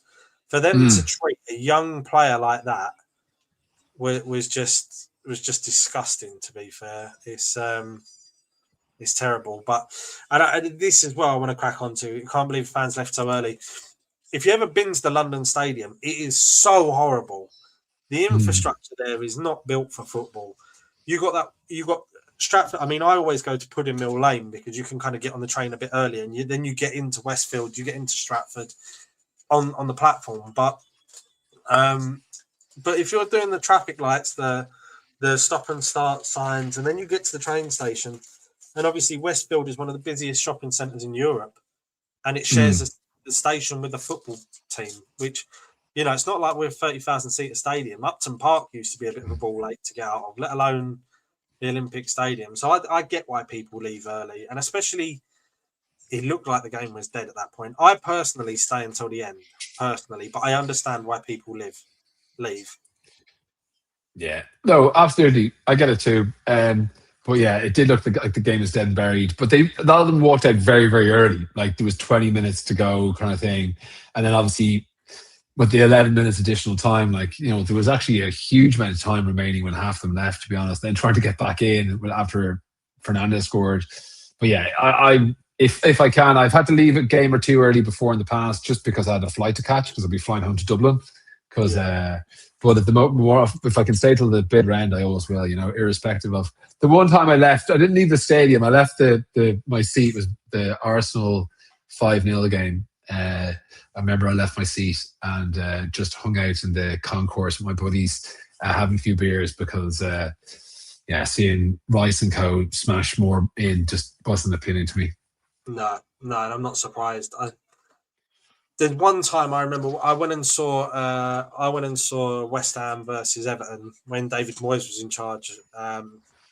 We were losing 2-0 at half time, and they come out second half, and it was just boring. They just shut up shop, and it was so boring. I got so drunk. The next thing I remember was being woken up by stewards, being told to like.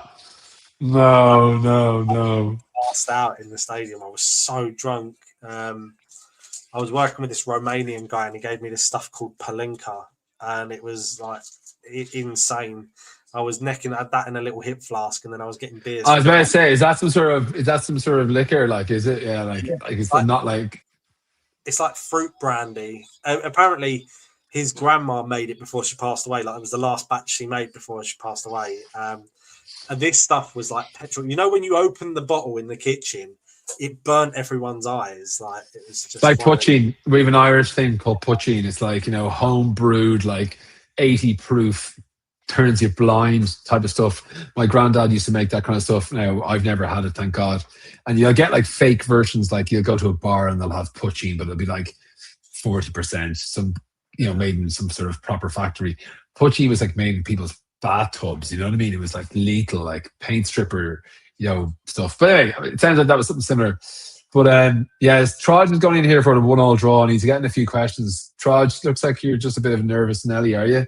Sounds like he's just a bit worried and scarred. But 2-1, 1-1, 3-1, 3-0. You know, I'm thinking we're going to score 3 goals tonight. I'm thinking they might get 1, hopefully none. But I think it's 3-1.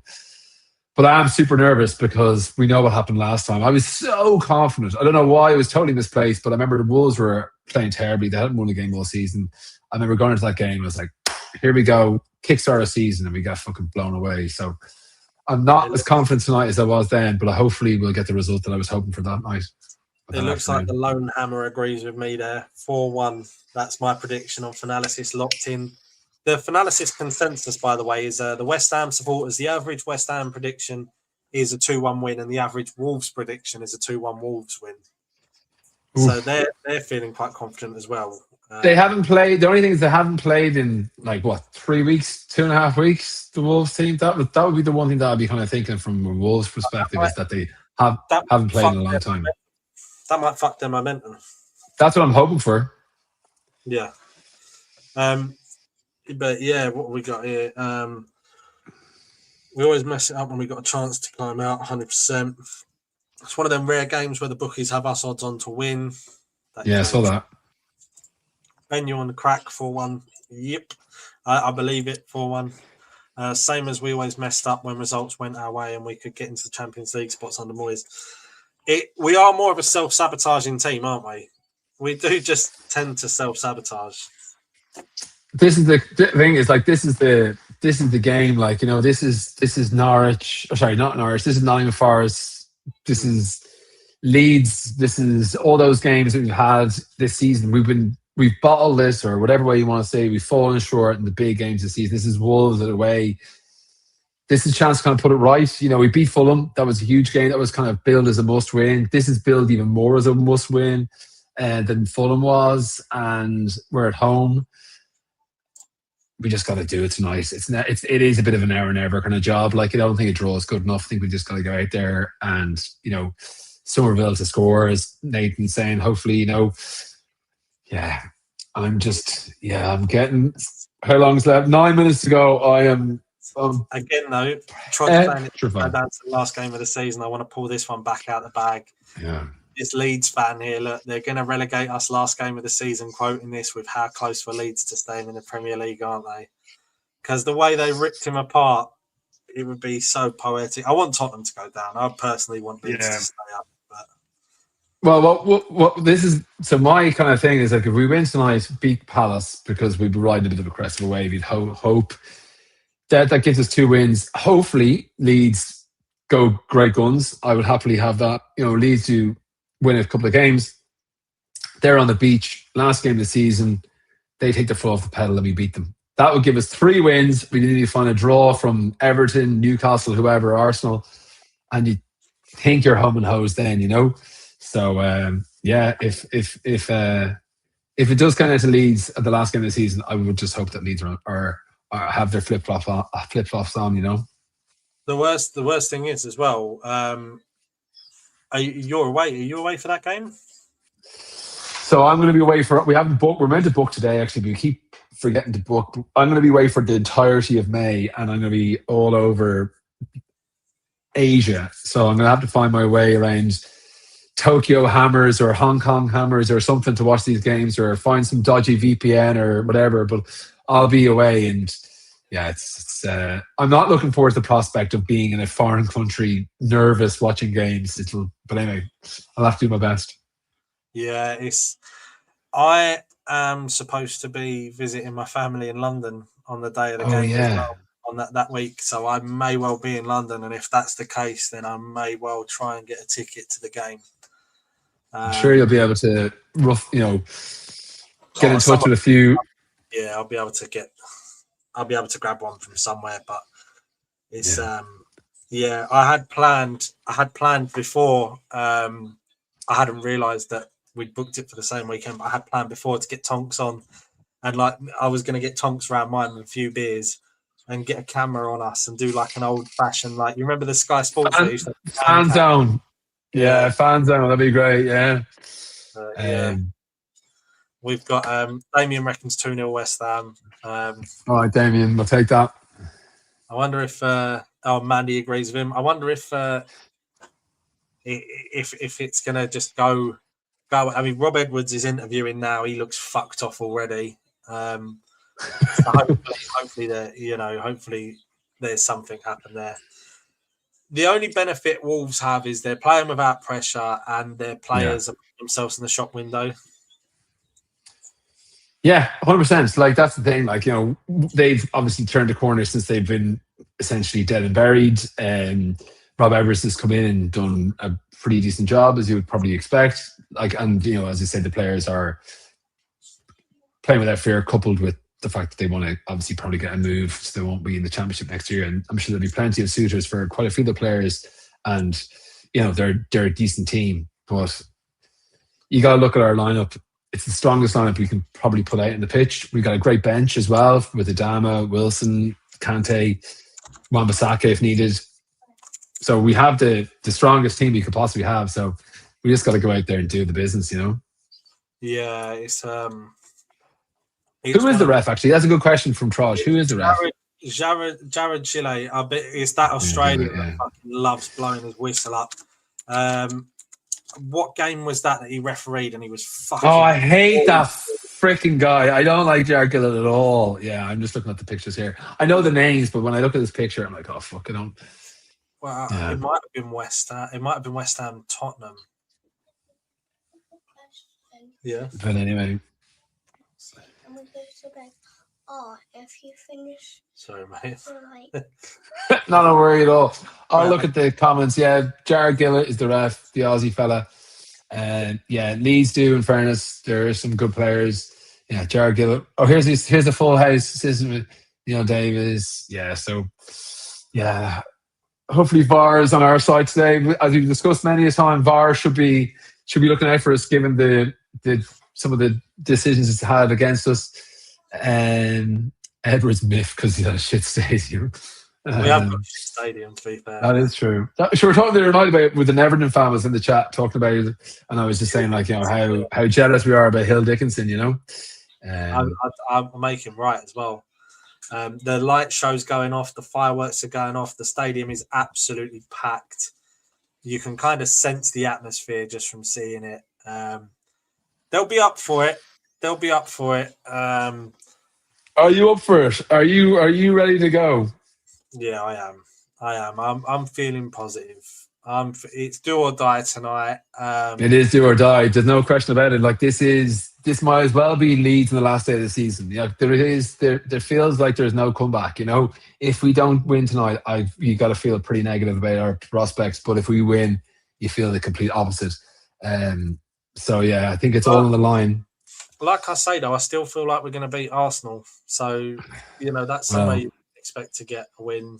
Well, I'd rather get the 3 points tonight than have to rely on us beating Arsenal. Put it that way, you know. I think. Anton, what's going on? Oi, Savaloys. Oi, Savaloys. It's been a while. It has. How you getting on, buddy? It's just been a bit hectic, but that's for another day. Another topic of story. How you feeling about tonight? Oh, nervous. Absolutely. I'm so nervous. I am. I was just saying earlier doors, like today, woke up excited, looking forward to this game. Can't come soon enough. As the day's kind of worn on, I'm just getting more nervous. But it's the opportunities in front of it. It's a full first choice 11. You have to think, you know. Yeah, 100%. Listen, it is what it is. We've got to deal with what we've got in front of us, and we've got to kind of like, it is going to be 7 cup finals for us. But tonight, we just need to get the job done tonight. If we can do it in confidence style. I'll take anything. Listen, I'll shit house a victory, but I would rather us do it in a form of 100%. Consistency, you know. But the key thing now is grinding out results, and that's desperately what we want, isn't it? This referee, by the way, he's officiated 18 games this season and handed out 67 yellow cards. So if you're looking for a bet tonight, I'd bet on there being a couple of yellow cards. Get wired in about that. 3.72 cards per game. Shit. What's your predictions, Ben? 4-1 West Ham. Oh, fucking right, son. All right, mate. Yeah. Connor. I'm 3-1 West Ham. I think they'll win 3-1. I think we'll do it. It'll be nervous at times, but I think we'll get there. Shit. Do you think we'll go 1-0 down? No. I think we'll go up, and I think they'll peg us back, either 1-1 or 2-1. Yeah. What about you? What's your prediction? Oh, fuck, I don't know, man. I feel like I've stopped giving predictions because I'm so bloody scared of them. And I was always that half glass full West Ham fan, and then the last few seasons just drove me to absolute insanity. And earlier this season, like you're the same. It just I don't know what West Ham's going to turn up, but we have been playing better, of course. Yeah. So a win, and do you know what? Fuck it, I'll join you, Connor. 3-1 West Ham. Good. Excuse the French because I can see the kids in the background. However, my kids are used to it as well. Good. No, they're there as well, so they can hear it. I was trying to get to swear on camera a minute ago. But listen, massive shout out to Ben and Connor, been holding the fort on the Matchday Lives over the last few weeks as well, and obviously join them every Thursday night for great content as per usual. I listened to a little bit of what you were talking about earlier on as well, so please check the guys out as well. So thank you very much, lads. Thanks a lot. Enjoy, Anton. Enjoy, everyone. Cool. See you later. Thanks for that, lads. Thank you. Irons! Right, hold on a second, everyone. I'm just getting myself sorted. Give me 2 seconds. Sorry, you alright? Oh, sorry, mate. I don't have any cash. Sorry. Sorry, I just had someone young. I felt bad, a young kid selling tablet, macaroon, and fudge at the door. And I didn't have any cash, so I didn't buy anything. So I'm sorry, mate, but West Ham are playing as well. But I love the, what's the word? The entrepreneurship. Right. Here we go, everyone. Here we fucking go. Come on, you Irons. Let's get this result. Come on, you Irons! Come on, West Ham! Come on. Come on. Come on.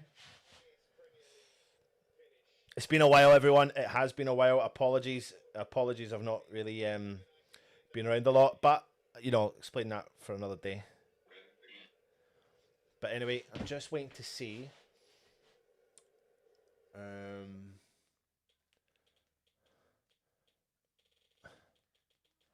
I'll be a little bit behind when I do the running commentary of the game.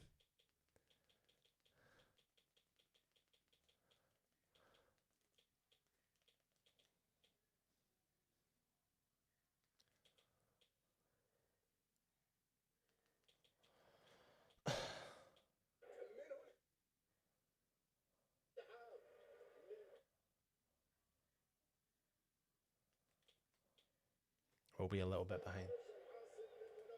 Oh, fuck that. I'm doing that.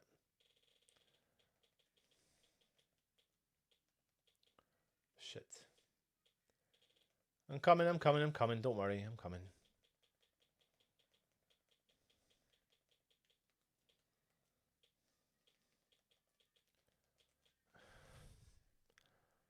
Shit, I've not kicked off. Fucking 2 minutes behind. That's 20 seconds in. We'll take that one.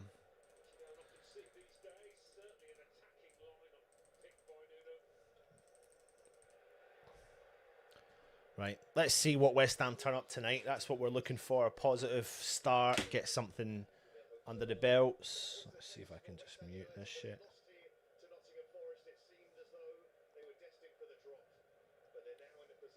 More mute. Haters. There you go.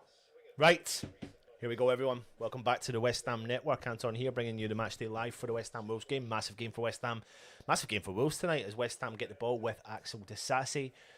I'm a good solid couple of minutes behind the live time. I'm trying to find something that's a little bit closer to... Wolves have got the ball though in the West Ham half. Inside the 18-yard box. Armstrong's got the ball. He feeds it out to the wide. On the edge of the box. Wolves have the ball. Drive into our box. West Ham stay the ball. Oh, it's crossed the fucking hill. I don't know how they've not put that ball in the back of the net already, if I'm being honest with you. Kyle Walker-Peters has gone down, no. But they should have put the ball in the back of the net already, if I'm being honest with you. Shit. Just running that tightrope very early. A bit nervous start, you could say. Just need to stand our ground, be confident. Try to see if I can get something.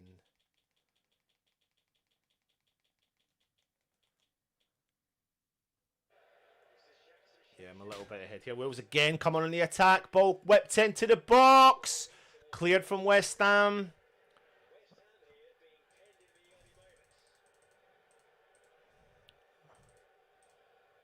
There we are. Wolves got the ball in their own half though. West Ham just need to calm ourselves down a little bit.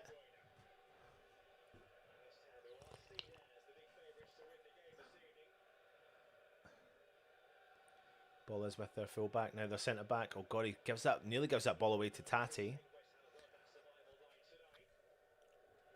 As Wolves come forward with the ball. Ball's out in the right hand side. Ball whipped in for Adam Armstrong. Stavropoulos reads that really well. He drives the ball out to the right-hand side, left-hand side, I should say. Clears upfield, straight to the Wolves player, though. As they come straight on the attack, Bowen drops back into his defensive duties. Tati tries to intercept, but he can't, as Wolves got the ball down that left-hand side. Ball whipped in. Cleared from Stavropoulos again. Great from Somerville, but Wolves recycle the ball. Shot from distance! Up over.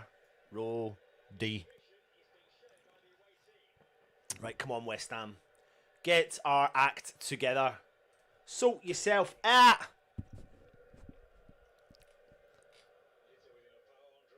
Come on, West Ham.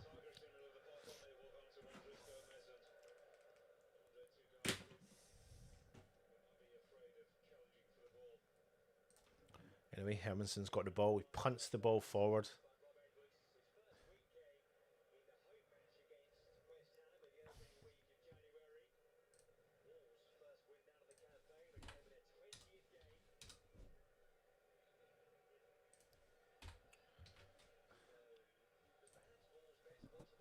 Wolves have got the ball with a throw-in. Deep in their own half. Recycled from Diouf. Soucek switches over to Kyle Walker-Peters. He turns down that right-hand side, comes up over the halfway line. Walker-Peters plays the ball back into Fernandez, playing in that deep line role. Plays the ball back in just now, just as he does. Stavropoulos back to Fernandez. Ball switched over to Walker-Peters on the halfway line. He drives, plays the ball to Tati, goes early, finds Bowen. Goes out. Oh, it takes a deflection and it's a West Ham throw-in deep in the Wolves' half. Walker-Peters runs forward, collects the ball, throws it over to Fernandez. Fernandez, Kyle Walker-Peters. He goes early, dummy from him. Pablo, it nearly finds its way through to Tati. Wolves do well to get rid of that. Decent dummy that was from Tati. He fouls the Wolves player and it's a free kick to them.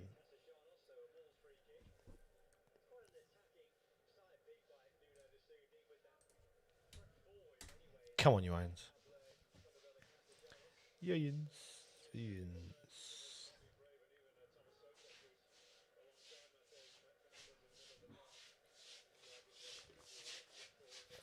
Here comes Spider-Man.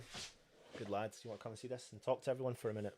Say hello, everyone. Hello, everyone. Say, come on, you Irons. Come on, you Irons. Right, say to Sassy. To Sassy. To Diouf. To Eva. He clears the ball up the field. I say Wolves have got the ball. Wolves play the ball forward. Oh, he tries to get round for Armstrong, but Stavropoulos gets the ball. Say Stavropoulos. Stavropoulos. Walker-Peters punts the ball forward. Bowen. Oh. See, Wolves have got the ball. Wolves got ball. See, West Ham pressing. West Ham pressing. See, Wolves have got it again. Pablo. Wolves. Say Pablo chasing. Pablo chasing. No, don't press that.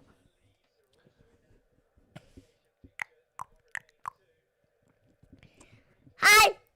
Let me see if anyone's saying hi to you in the chat. Wolves come on the attack down the left. Wolves coming down on the left. Coming through the middle. Coming Play the through ball out to middle. the left again. Play out ball out left again. Wolves have got the ball. Wolves got the ball. Plays the ball back to midfield. Ball forward. Wolves playing neat football. Shot from distance. See, Rosehead. Rosehead. Say, come on, you Irons. Come on, you Irons. Say, sort yourself out. Show yourself out.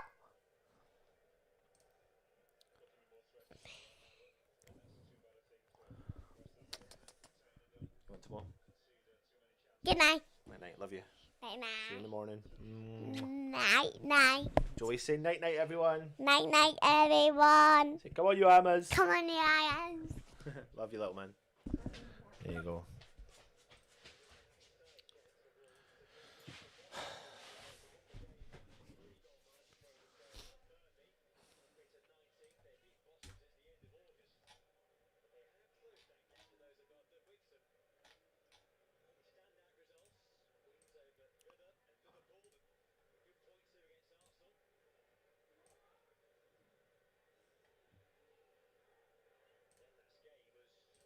West Ham have just got the ball with 𝗪𝗲𝘀𝗀. Just that you can tell the game's got an edge to it, innit? It's a bit of nervousness.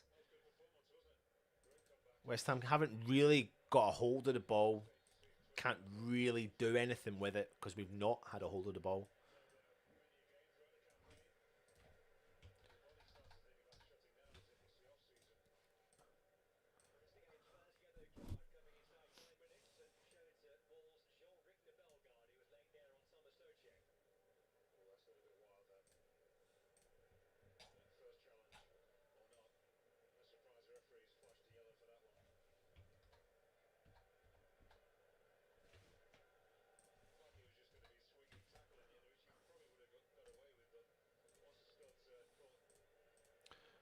Free kick, just waiting for the players to get themselves all sorted, which they have. The ball's back in play, and it's 𝗪𝗓 on the ball. He plays the ball back all the way to 𝗪𝗲𝘀𝗁.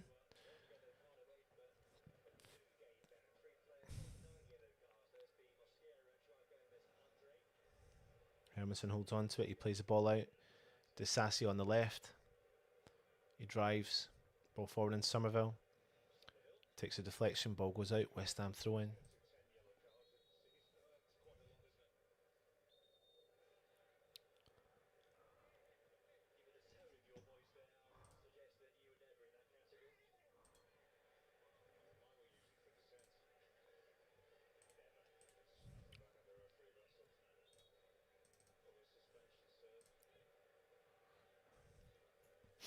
Come on, West Ham.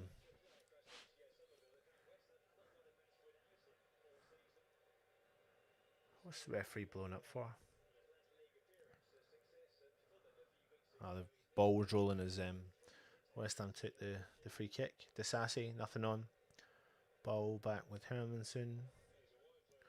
Looking for a little bit of intensity. Pablo's making a run. 𝗪𝗧𝗖𝗛𝗃 tries to see it but can't get the ball high enough. Wolves do recycle, but West Ham do get it as well with 𝗪𝗲𝘀. Ball sprayed over to the right hand side, looking for that element and raise that intensity level. Walker-Peters drives. Fernandez into Bowen, sees the overlapping run from Walker-Peters. He goes early. It's a great ball. It's onto the edge of the box, but he's done well. 𝗪𝗓 whips that ball in. Back post. Keeper comes out, collects it for Wolves.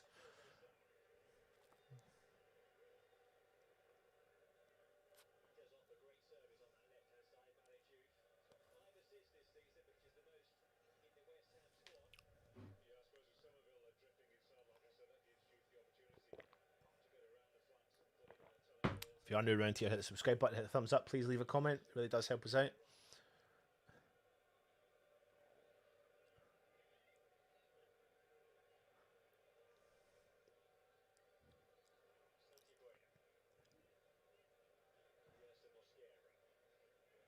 Well, recycled from Pablo, but the referee blows up. I think it's a foul against Fernandez, to be honest with you, in the middle of the park.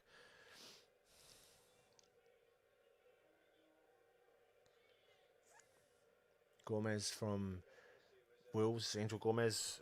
West Ham were linked to actually quite a lot last season.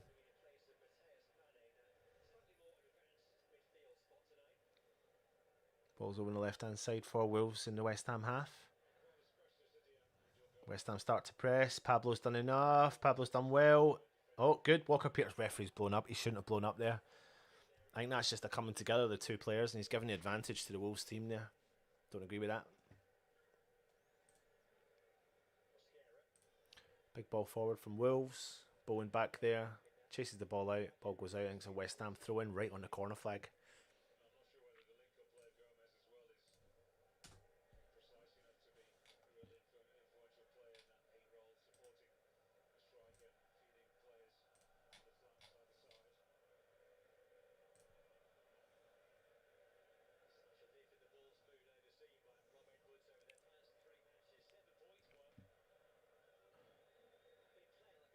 𝗪𝗲𝘀𝗁𝗀, Walker-Peters comes out from danger, drives forward, gets tripped up.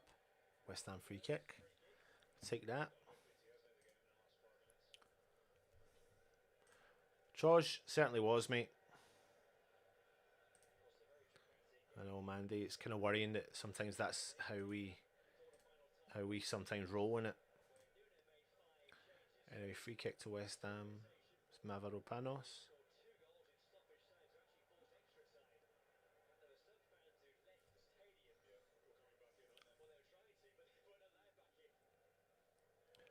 Ball punted forward from Hermansen. Pablo tries to edge the ball. Bowen recycles. Wolves player does well to get it back, but so does Fernandez. Bowen does well, skips by one, skips by two. Fernandez on the edge of the 18. It's 𝗪𝗲𝘀. Oh, fuck. Flag stayed down. 𝗪𝗲𝘀 has hit 𝗪𝗲𝘀 from literally 5 yards out.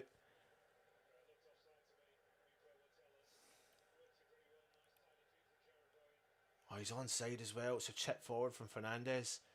Oh, I think, to be honest with you, I actually think 𝗪𝗲𝘀 thinks he's offside. But he just is leaning back as he just hits that. Should be 1-0 West Ham.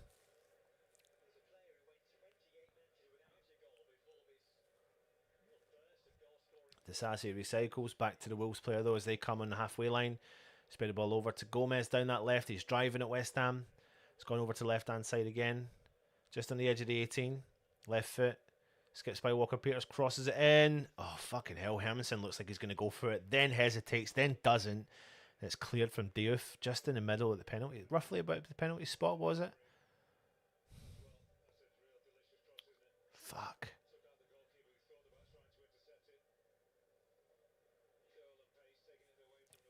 Comes a big throw in coming from Wolves.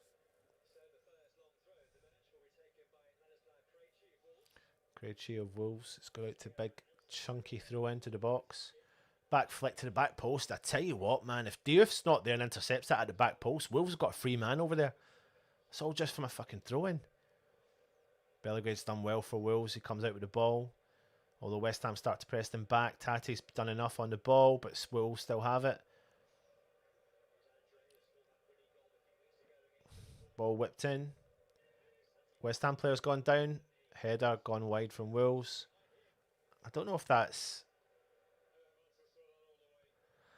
it was a header. I thought it was a foul there, but it wasn't. It was just... What happened? Who got pushed? Walker Peters got pushed. I think it would have been a foul anyway, to be honest with you. It was a free header. Headed wide. Probably closer than what...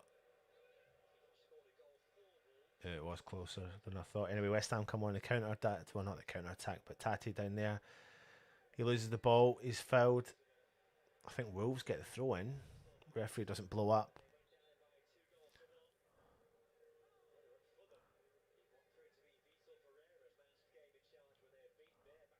What's he done here? Yeah, it's a Wolves throw in. Ball thrown forward into the middle of the park. The gap opening up down that left hand side. Ball's going to go out. West Ham throw in deep in our half. What do you think so far? What are we? 16 minutes in. West Ham 0, Wolves 0. Steve Westphalen, yep. I know. Damien, I know. Peter says for a team I haven't played for over 3 weeks, Wolves are looking good. Yeah, they're up for it. Hermansen. Fucking hell, West Ham. I just get fearful. I know we're like playing out from the back now, but anyway, we're coming out with the ball with 𝗪𝗧𝗪𝗪. Goes for a big punt forward. Bowen to chase. I mean, I don't know if we meant that, but the ball has landed with Bowen. The ball's gone out. Referee's going to blow up, and it's a bloody Wolves throw in.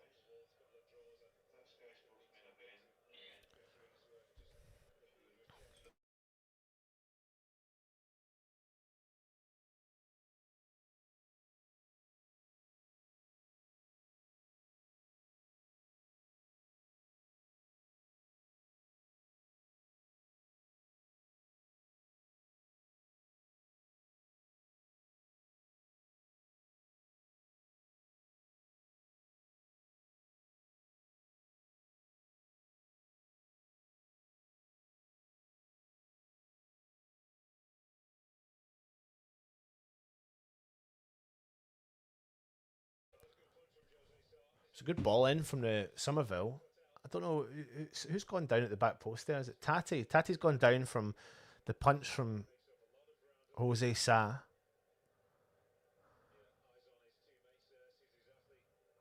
He's making the most of that. Tati is 100%.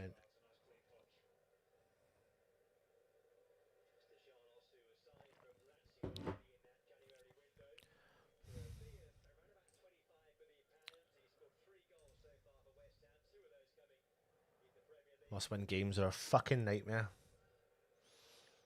Wolves punt the ball. 62% possession to Wolves so far in 18 minutes we've played, 19 minutes we've played. They've had 3 attempts to West Ham's 1. Walker Peters plays the ball forward for Souček. You know this type of game and what kind of players this probably cries out for, don't you? But anyway, what do I know? I'm Anton. Souček, deep in the West Ham half. Plays the ball over to 𝗪𝗪𝘀𝗧𝗖𝗛𝗛 out on the left-hand side. Diouf. Somerville drops in. Pablo. Somerville. Oh, he's been intercepted, but he's won the ball back, then he's nearly lost it. Now he has lost it again, and he's fouled the player, and it's a Wolves free kick. You can just see the nerves.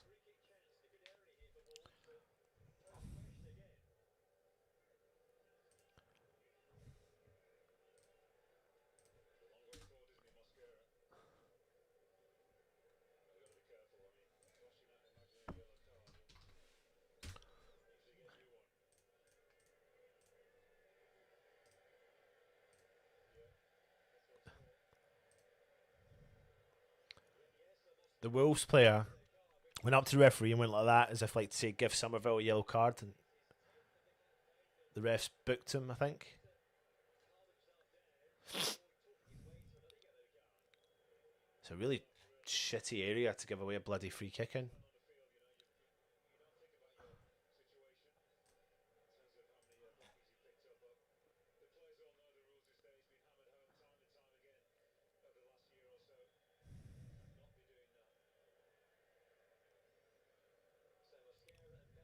Here comes the Wolves free kick. Gomez whipped in. Ball lands over on the back post. Diouf chases. West Ham get the throw in. What's Diouf going to do? He holds it down, calms things down. West Ham fans look like they wanted that kind of throw in to go early, but a lot of team just calling for calmness to set in.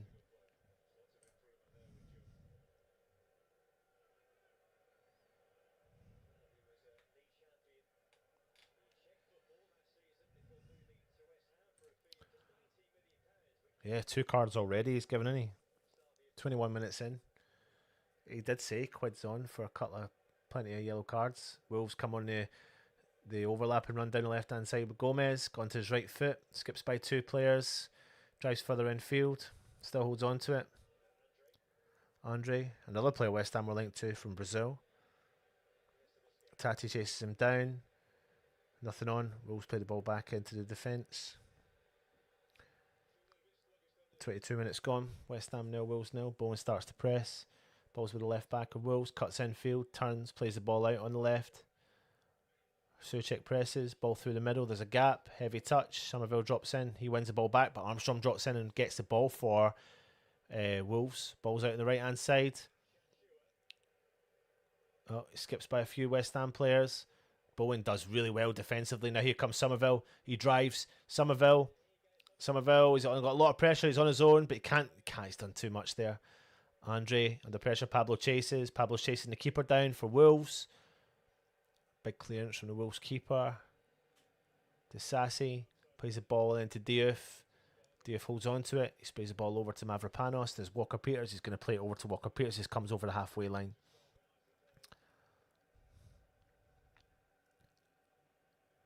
𝗪𝗲𝘀𝗀𝗀𝗧. Fernandez drops in deep. Collects the ball for West Ham. 𝗪𝗪𝘀𝗧𝗖𝗛𝗏 forward to 𝗪𝗲𝘀𝗀𝗀𝗧. Big ball forward from 𝗪𝗲𝘀𝗀𝗀𝗧, cleared from Wolves. They're just always, right now, they're just getting first to every ball, and then bang, West Ham just nudge the player, it goes down, and the referee, this type of referee, is going to blow the whistle all the time for that. But right now, my biggest concern is we're not getting to those second balls at any moment, at any time during this game.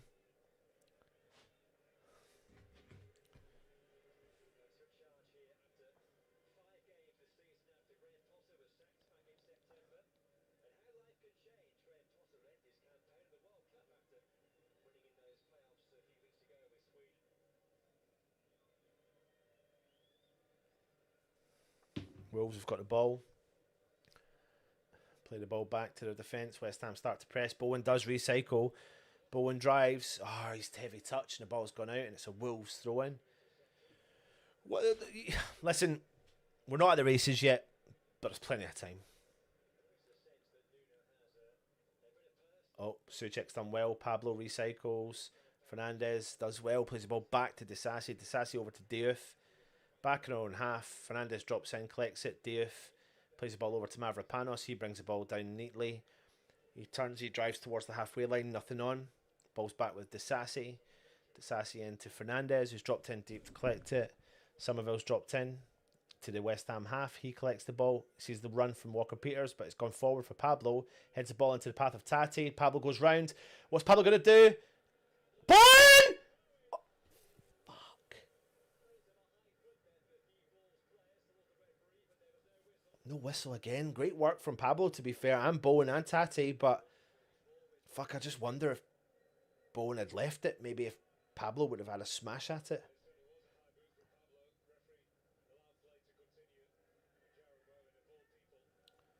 Shit. Come on.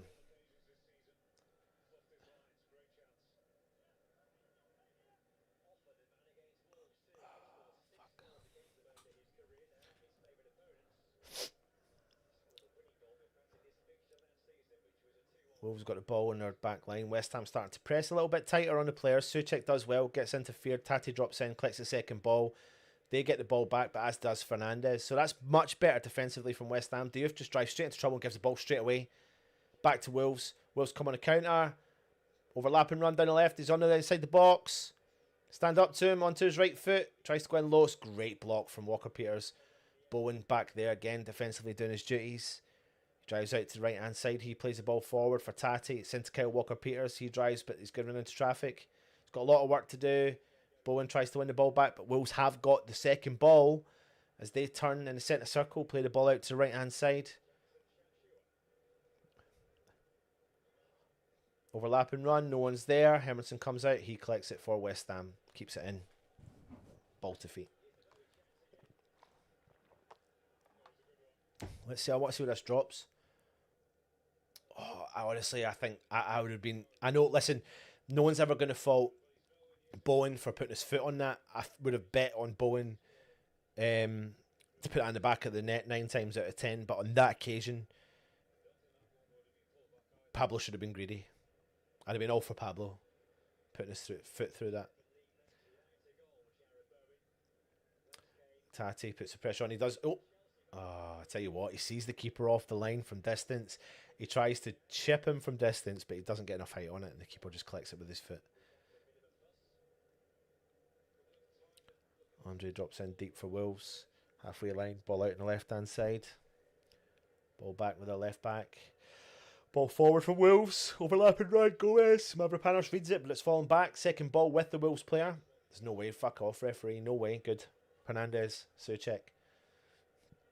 Souček's done really well. Under a lot of pressure there to keep hold of that ball for West Ham. Hermansen. 𝗪𝗧𝗖𝗃𝗃. He's going to play the ball back over to Diouf. Ball forward. Deflection. West Ham throw in.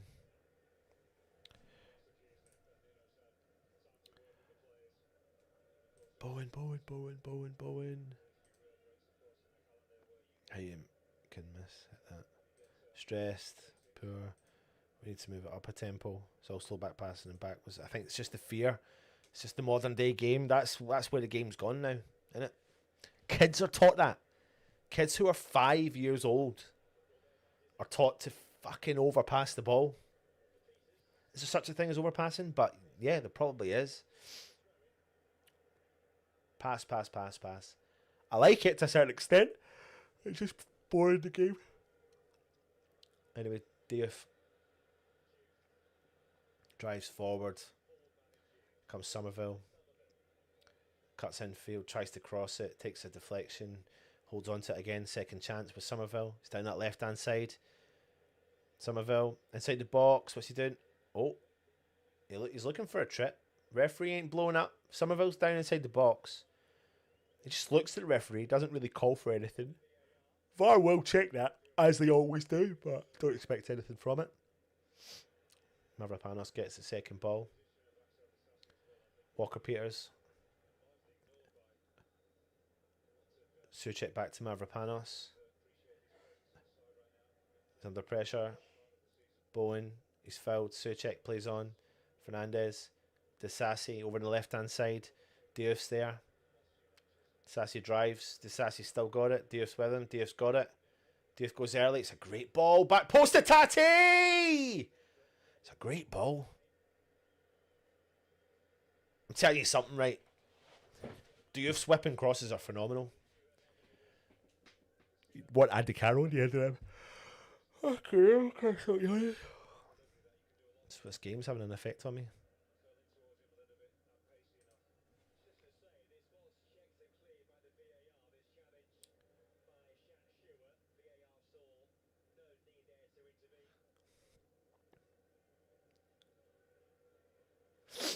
Does get the ball. Just marginally though, to be fair.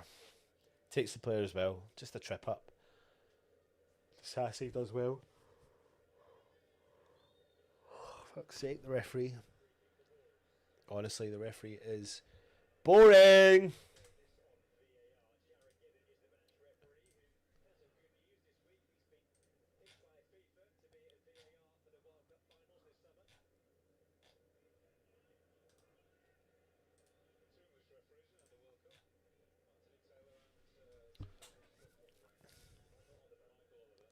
$30 minutes gone. West Ham 0, Wolves 0.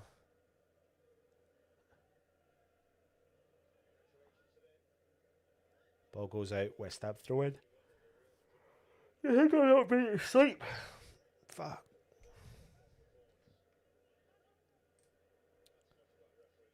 The awning has broken, mate. I'm sorry. Apologies. Ball whipped in from Wolves. Diouf does well. It's awful when you're starting it. You just cannot stop. Diouf.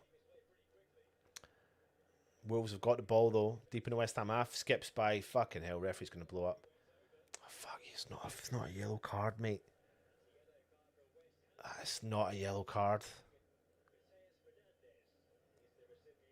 Ben, if you're watching, mate, what was the stat you read about the referees? I mean, it's a warning. You just don't fucking book him for that. What was the stat in the ref? The amount of bookings he's had, and you put quids in, didn't you? Anyway, free kick. It was a free kick.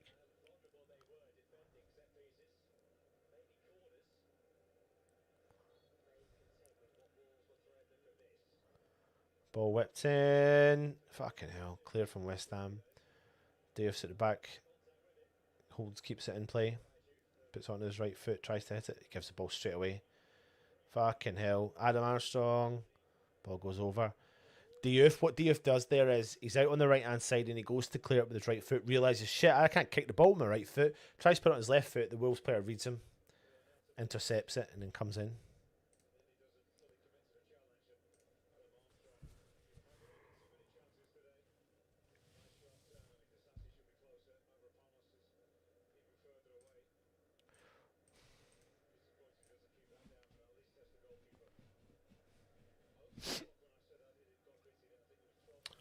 Hermanson.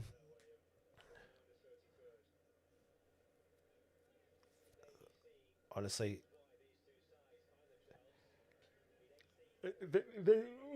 Jesus Christ, this game is fucking shit. 4 attempts from West Ham to Wolves 5.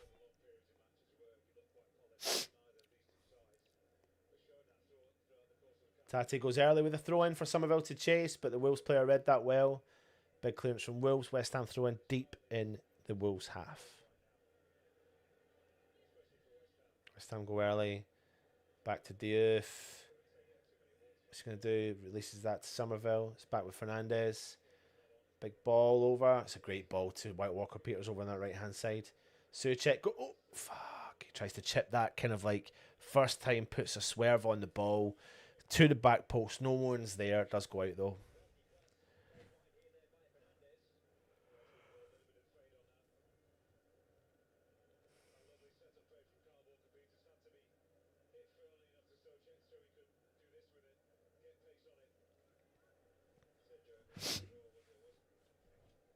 Wolves playing the ball out from the back, as everyone does in football these days. The defender's got the ball at the edge of the 18, plays the ball down that right-hand side. Ball infield. Andre drives forward. Armstrong. No, it's not Armstrong. Wolves still have the ball, though. He skips by well. Out on the right-hand side for them. Ball through the middle for Andre again. West Ham start to press, but it's back in the Wolves' half as Tate presses the defence. The full-back from Wolves has it. It's back to the centre-back. Tate starts to press again, but Wolves hold on to it. Bit of patience. Kyle Walker-Peters does well, presses him, ball goes out, and it's a Wolves throw-in. Just on the halfway line. But yeah, if you're tuning in, it's not a great game. It is not a great game at all. What are you doing, little one? Oh, are you annoyed? West Ham do get the ball, but it has gone out for, I think, a Wolves throw-in. Come and say hi to everyone first before you go. Say hi. Hi. If you're watching, Mila's got a big tennis tournament tomorrow, so can you wish her good luck, please? Say hi to everyone. Hi. Say, come on, you irons. On your Right, you can stay here because it's a big throw-in to Wolves. We need to deal with this. A big throw-in, big throw-in. Flick on, Armstrong! Dive in. I tell you what, man. Like, it's a save from Hermansen, but Armstrong, who's the smallest striker, I think, in the bloody league, should never be free in that area. Flick on. Oh, my God. Why is no one tight? I think that was Diouf lost his marker. Free chance, man. He really should have done better than that. And I think if he'd have known he had that chance, he probably would have done something different with the ball. Lions. Let me see if anyone said anything to you, Mila.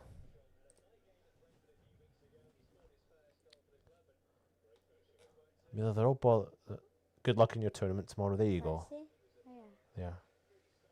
I can't see. It says there, look on the screen. Where? Good luck for tomorrow, see? Where? On the screen, read it there, below your face. Where? There. Just oh no, that's the wrong one. That one. Good luck on your tournament, young lady. Good luck for tomorrow. Right, give me a kiss. Love you. Bye. Night night. West Ham have got the ball though.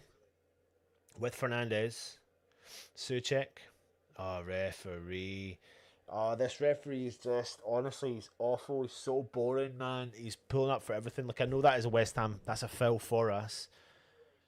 But he's blowing the whistle. There's no flow in this game whatsoever. At all. He's so whistle happy. Anyway, free kick West Ham.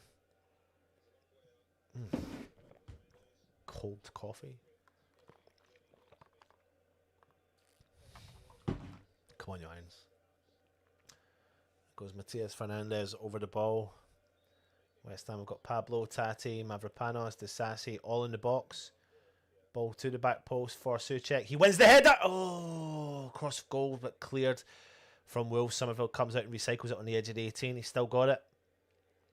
Plays the ball back into Diouf. Fernandez drops in. He collects the ball. It's back over to Diouf down that left-hand side. Oh, he sees the... it's good, Somerville. Diouf on the edge of the 18. Right foot. Shot blocked. Fernandez goes to the back post for Stavropoulos, who wins the header. Oh, blocked from Bowen shot. It's better from West Ham, but that's a block from Bowen shot. As Wolves go early, Armstrong wins the header. Walker-Peters recycles it. Diouf plays the ball back to Hermansen. Jesus Christ.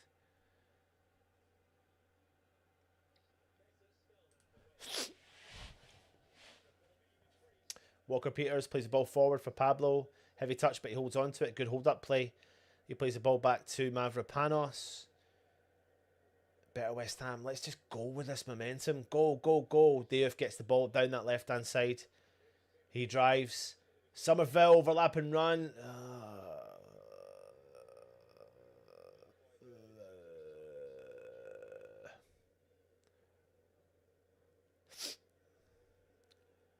Was that a Bowen? Was it Bowen? Yeah, it was Bowen that latched onto it.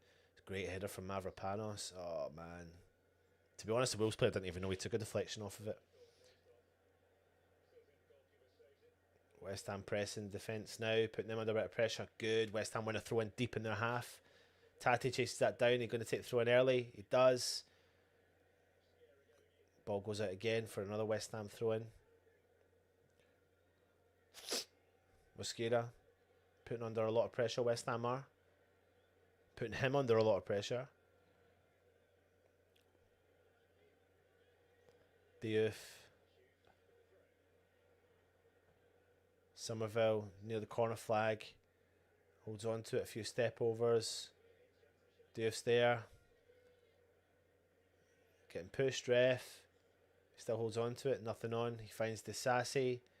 He sees the gap. Skips by 2 players. Diouf. Now it's back with Fernandez on the halfway line. He plays the ball over to 𝗪𝗧𝗪𝗧𝗪 on the halfway line on the edge of the centre circle. He goes left to 𝗪𝗧𝗪𝗃𝗍. 𝗪𝗧𝗪𝗃𝗍 over to Diouf. Oh, it's a heavy touch from him. Diouf loses it and the ball goes out. It's a Wolves throw in.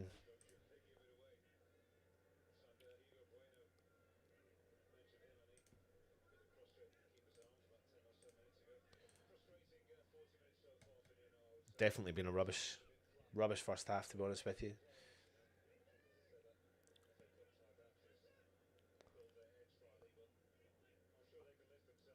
𝗪𝗧𝗪𝗃𝗍, 𝗪𝗧𝗪𝗃𝗍 plays the ball to Walker-Peters down the right hand side, deep in the West Ham half. He's calling for someone, no one's there. He turns back into danger, plays the ball back into Hermansen. He's chased down from Armstrong. Fucking hell, he looks like he's fouled. He's gone down.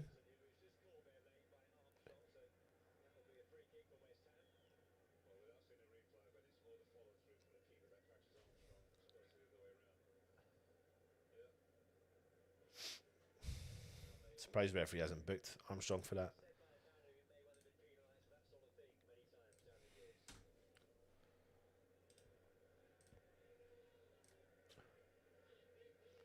Somerville drops in. He collects the ball for West Ham.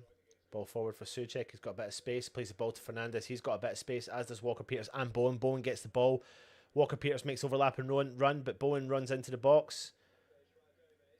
I think West Ham have won the corner. And he gets the corner.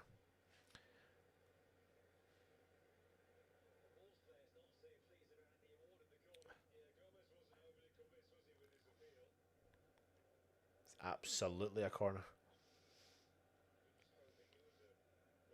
I mean, the ball takes a completely different trajectory than the way that Bowen was running. It clearly was a corner. Anyway, this is the first corner of the game. Ball whipped in. Where is it? On the edge for Fernandez. It's back with Bowen. Whipped in again. Second chance. Watch one for Konstantinos 𝗪𝗧𝗪𝗪𝗪𝗪. Yes! Yes! Yes! Yes! Yes! Yes! Yes! Yes! Perfect timing. Konstantinos 𝗪𝗧𝗪𝗪𝗪𝗪. Fucking hell, thank the Lord. Honestly, the perfect time to score. What a ball that was from Bowen. Not a great first half, but crap corner. Like, was that a crap corner? Yeah, it was pretty rubbish. Well, 𝗪𝗧𝗪𝗪𝗪𝗪 went up there, but Fernandez does well to recycle that. Gives that ball back to Bowen. Bowen with a second chance on the penalty spot, just ahead of the penalty spot. What a header for, questionably, one of the hammers of the year. Yes, you have heard me say that about Konstantinos 𝗪𝗧𝗪𝗪𝗪𝗪, one of the best names in football's history. Konstantinos 𝗪𝗧𝗪𝗪𝗪𝗪 putting West Ham 1-0 ahead against Wolves. Come on, you Irons! Come on, you Irons! Come on, you fucking Irons, man. Yes! Will that give us a little bit of fucking momentum? Come on. Jesus.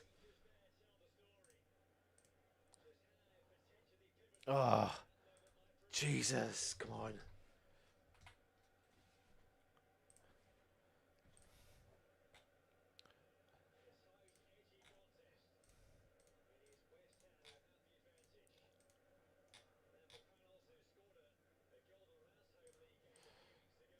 That's it. It's giving him a bit of an edge. Now you don't want the bloody whistle to blow. Pablo Bowen. Bowen's got a little bit of something about him now. He's found his little fire in his belly.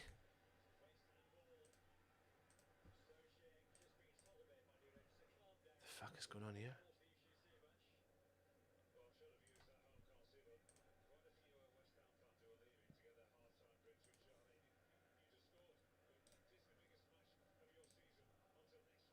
Do you know what? The commentators can do fucking one. Do one. The commentators can actually do one. I tell you why. They're picking up on the fact that some fans went for fucking drinks at half time and missed the goal. Anyway, ball forward for Pablo to chase. Keeper's not come out. Pablo shot! Fucking hell, it's a save. There's a bit of momentum. There is a bit of fucking momentum. Oh, Pablo. I'd love Pablo to get a goal. I would fucking love Pablo to get a goal.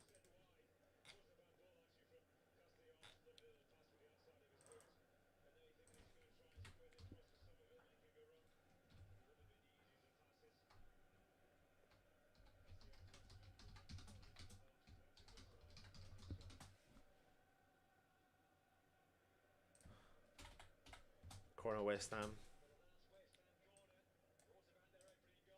Come on. That was the first corner as well. We get a second chance at it. Oh, cleared at the front post. 1 minute of added time.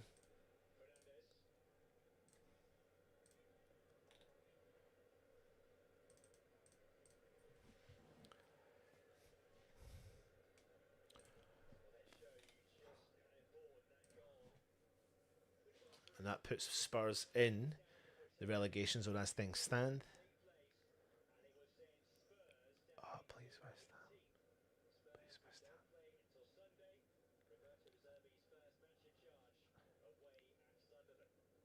Come on, West Ham. 𝗪𝗧𝗖𝗛𝗙 punts the ball clear for West Ham upfield. Great hit, winning header there from Tati. Although I think he won it with his back. He's chasing the keeper down. See the bit of pressure there in the Wolves' defence. Diouf wins that header. Expect the referee to blow the whistle, but Pablo gets in front. Oh, he tries to feed the ball over to Tati. There you go. Half-time whistle. Half-time whistle. What are your thoughts? Not the best of first halves, but see, to be quite frank, I couldn't give a fuck because West Ham are winning 1-0 and I'll take that any day of the week. Any fucking day of the week. Any day of the week. Come on, West Ham. Please just see this game out. See this game out. Go and get a couple more goals. Get it comfortable. Let us just enjoy something, please, for once in my life. Let us enjoy it. That's all we want. Right.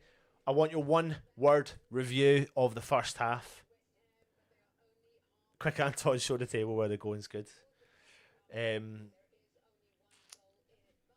your one-word review if you're watching right now, and I'll come back for the second half. Oh, yeah.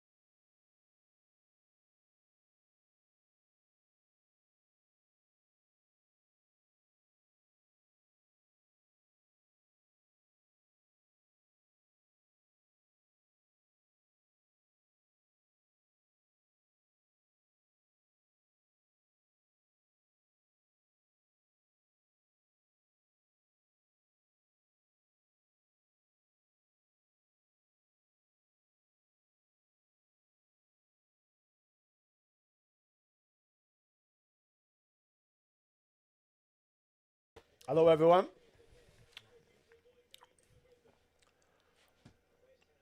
Second half is about... Oh, shit, what have I just done?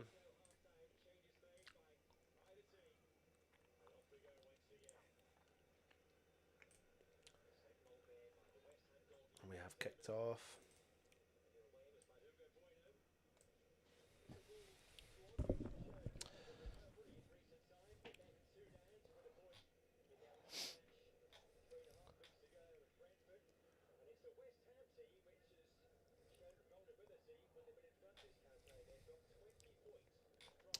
Toby's in the house. Hope you're well, mate.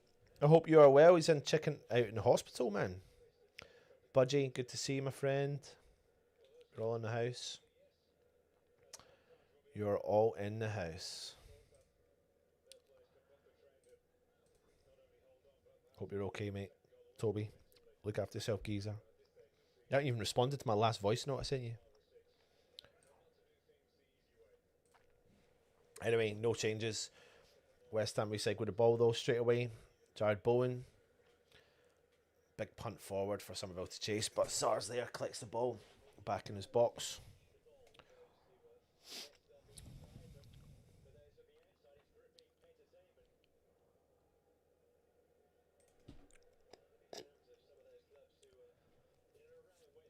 Oh.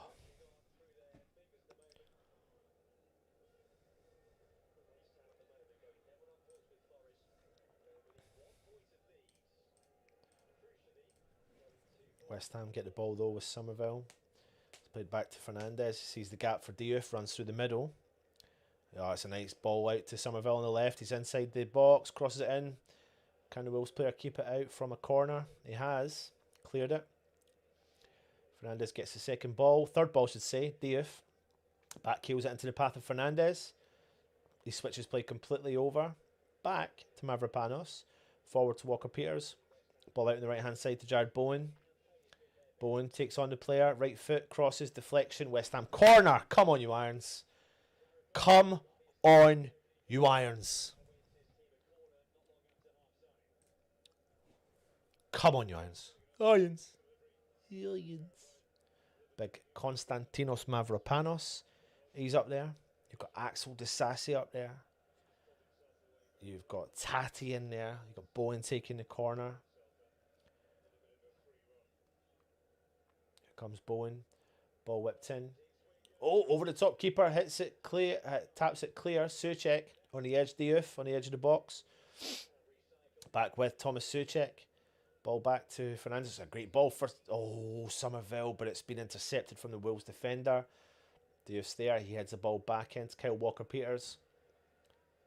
He holds on to the ball. Plays the ball forward just on the edge of the centre circle to Fernandez. Looks around. Nothing on. 𝗪𝗧𝗪𝗧𝗪𝗧𝗪𝗧𝗪𝗧𝗪𝗧𝗪𝗧𝗪𝗧𝗪𝗧𝗪𝗧𝗪𝗧𝗪𝗧𝗪𝗧𝗪𝗧𝗪𝗧𝗪𝗧 the Youth. Diouf punts the ball forward. Somerville. Ball's cleared from the Wolves player, and it's a West Ham throw-in. Tati. Oh, nearly gets the ball through for Somerville. Tati's chasing. Oh, Tati's there, but Andre gets around. Sprays the ball out.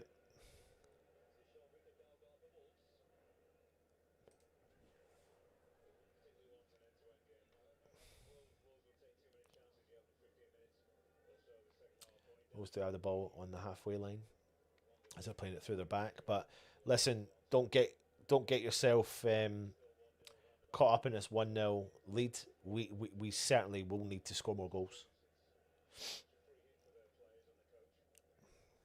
We need to change the way we're playing as well. Just it's not great. It's a little bit risky. Somerville's doing well chasing that ball down.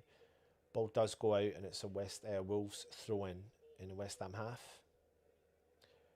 But don't get it twisted. We need to get something.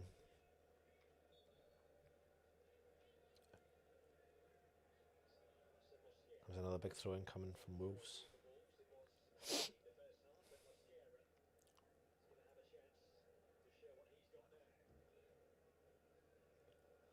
Big throw into the box. West Ham players down, cleared. Big punt up and under from 𝗪𝗧𝗪𝗧𝗪𝗧𝗪𝗧𝗪𝗧𝗪𝗧𝗪𝗧𝗪𝗧𝗪𝗧𝗪𝗧 Cleared from 𝗪𝗪𝗧𝗧𝗧𝗧. Wolves win the second. They collect the ball with the third. Heavy touch from him. Well done from Diouf. Ball goes out. It's a West Ham throw in. Skiera's got the potential to get sent off for moaning. Constantly moaning.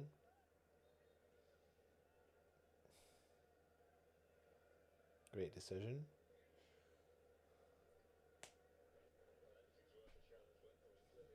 Ball forward. Cleared from Wolves. 𝗪𝗃 recycles. Ball forward. It's not a great ball from 𝗪𝗃 for 𝗪𝗏 to chase. But West Ham do get the ball back with Fernandes. He's fouled, but referee's not blown up. It's gone down too easy, to be fair. Wolves do have the ball in the middle of the park. Into the centre circle. Tati's chasing back. Puts pressure on, but the ball's out on the right-hand side for Wolves. Skips around a few players. Dios there. Blocks it. Wolves corner.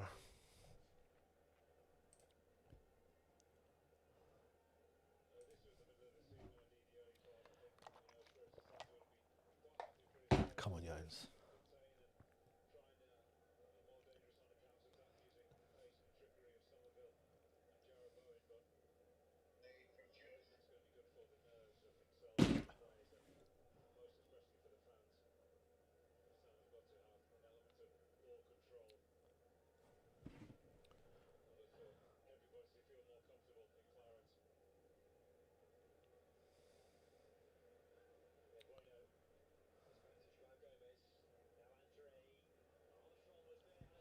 Fuck. Clear it. Oh, Jesus. Tati's done well just to get rid of that bit of dodginess in the middle of the park. Gomez has skipped around Tati. Oh, for fuck's sake. Tati's pulled him back right on the edge. That's a blatant foul, Tati. Castellanos. It's another fucking yellow card. Honestly, mate. For me, it's not a yellow card, right? It's just give him the warning and then the next...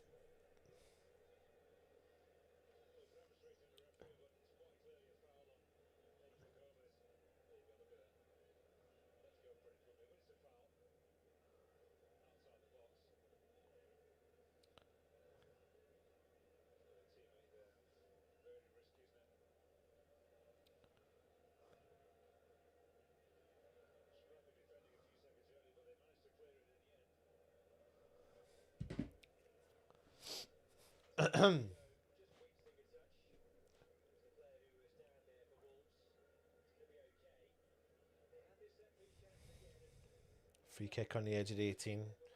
Over on the left-hand side.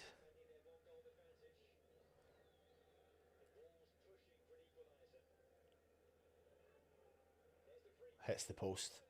Fuck me, it hits the post. Hermanson was beaten easily there. Oh, fuck. Hell. 𝗪𝗏. Why has 𝗪𝗏 not gone? Why the fuck is 𝗪𝗏 not gone? He was 1-on-1. Gomez has hit the post. West Ham have cleared the ball upfield. 𝗪𝗏, it's a big mix-up between the defenders. Why is 𝗪𝗏 not fucking gone? He's got the pace. Why is he not fucking gone? I can't believe 𝗪𝗏's not gone. I cannot believe he's not done that. I could not fucking believe 𝗪𝗏. He had like a 10-yard head start. He's the fastest player probably on the park.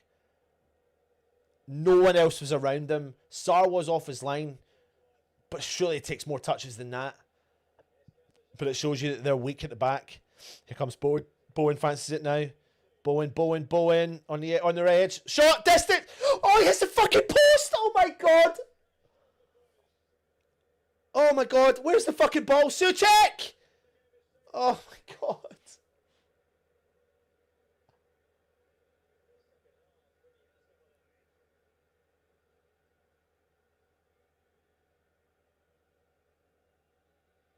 Literally, in the space of 1 minute, Wolves have hit the post from a free kick. West Ham went up the other end. 𝗪𝗏 had a 10-yard head start. Every fucking defender tried to shoot from distance. It goes wide. Bowen clutches onto the ball and hits the post. Pablo. 𝗪𝗃. Ball forward. Fuck. Falls to Kyle Walker-Peters inside their box. The player don't want to be in that position. Wolves got the ball on the halfway line. Fuck.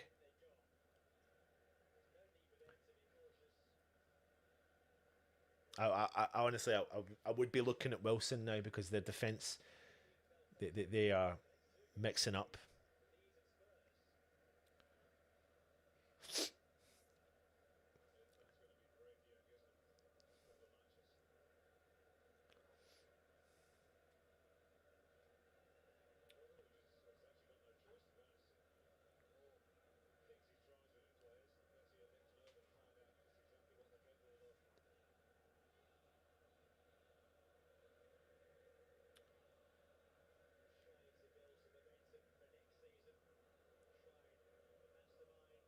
Pretty bubbles in the Wolves have got the ball in the West Ham half. Great interception from Diouf. Block from Somerville. Ball out. Wolves throw in. Fuck me.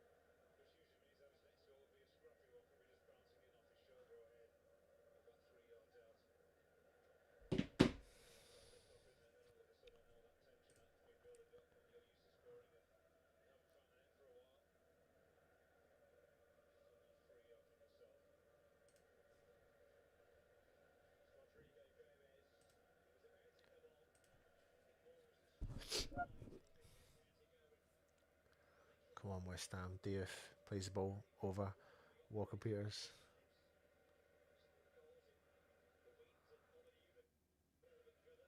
Ball forward. Oh. No, what are you doing to me? None of this nonsense.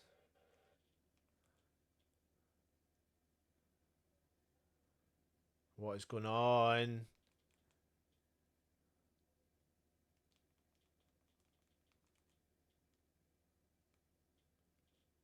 Ah, no. Fucking hell, just jump forward. Time.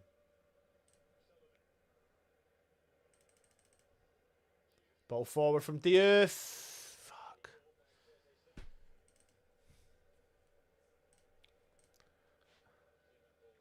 Wolves do have the ball. Coming over the halfway line.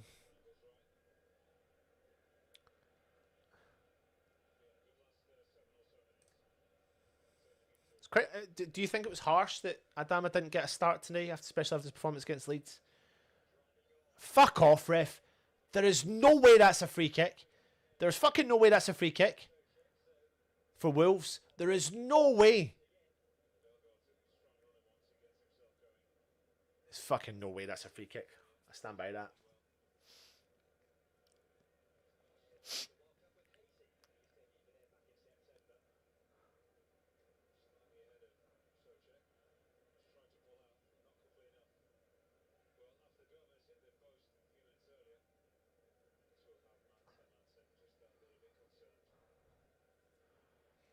Another free kick to Wolves.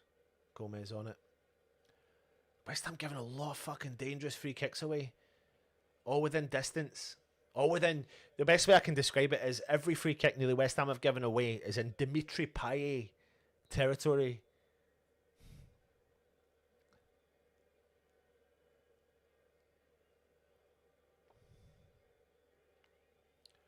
Gomez. Fucking hell, by the way. Just whistled over the top of the fucking bar. Fuck, that was close. That was close.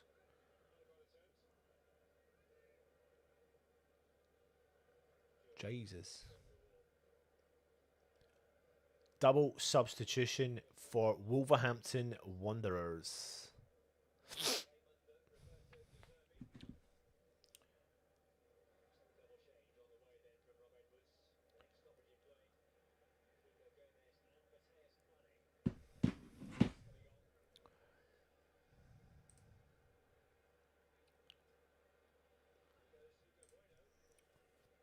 Wolves.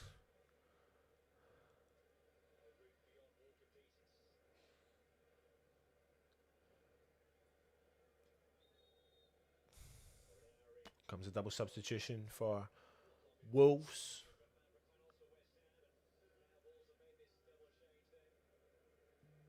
Gomez coming off.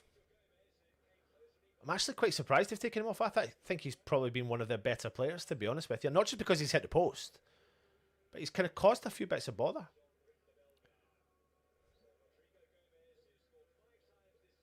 Rodrigo Gomez coming on for Wolves.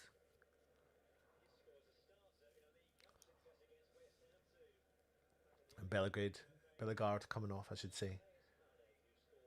And 𝗪𝗪𝘀𝗪.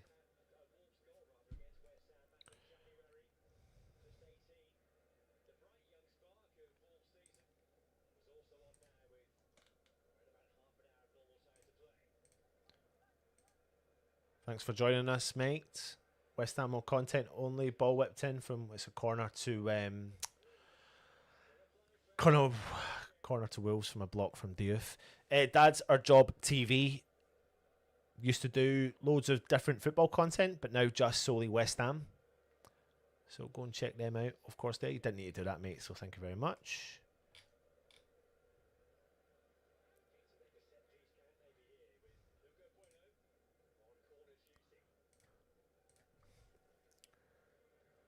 Ball whipped in, back post. Headed wide, West Ham goal kick.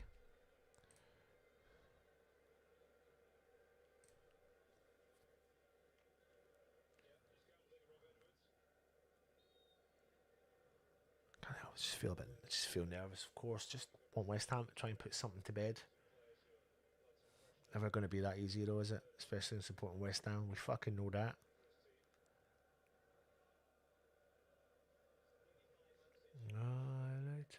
Everywhere. Was Diouf. The West Ham half. 𝗪𝗪𝘀𝗧𝗖𝗛𝗏. Over to 𝗪𝗲𝘀𝗀𝗧. Ball forward for 𝗪𝗧𝗏. Halfway line. Bowen drops in. He collects it. Sprays ball over 𝗪𝗏𝘀. He's got the overlapping run from Diouf. He holds on to it. He's on. Oh, what's he doing? I thought he should have played that to Diouf earlier. Fernandez. He does well. Plays the ball over to 𝗪𝗲𝘀𝗀𝗧. Just on the edge of the centre circle. 𝗪𝗧𝗏. Over to Walker-Peters. Nothing on. Oh, he does well. He finds Bowen down the right-hand side. Bowen tries to skip by a player. West Ham throw in. Deep in the Wolves half. 63 minutes gone. West Ham 1, Wolves 0. Welcome to the West Ham Network. Anton here. Bringing you the match day live. Running commentary of the game.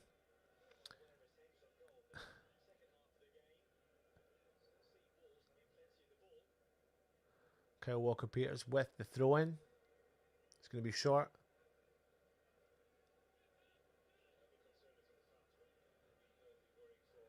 Pablo turns, holds on to it. 𝗪𝗧𝗏 sees the overlap. It's unlucky. Too heavy. Can't keep the ball in. The ball goes out for a goal kick.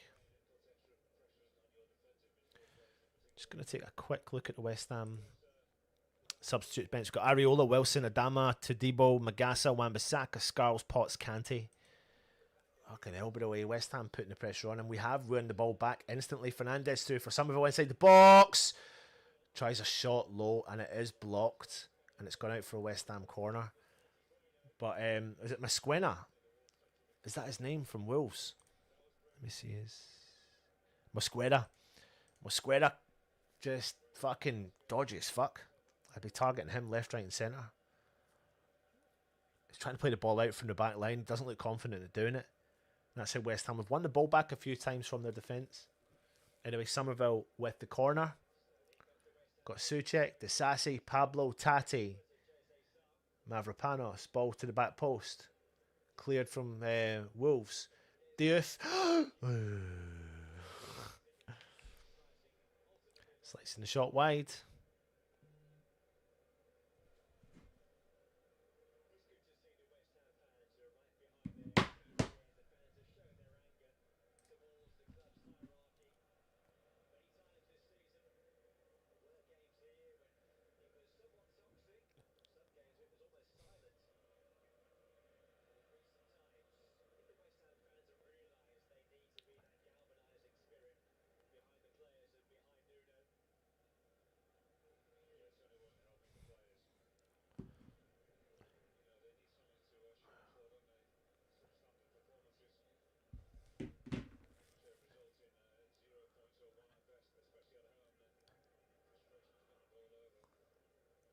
Wolves still got the ball in their own half.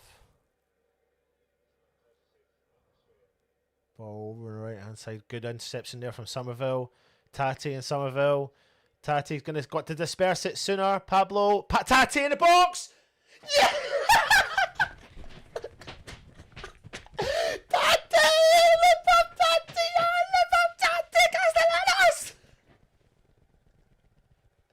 Fucking yes. Yes! Oh, thank the fucking Lord. Do you know what? That was made from Tati. I'm sure Pablo had something in that as well.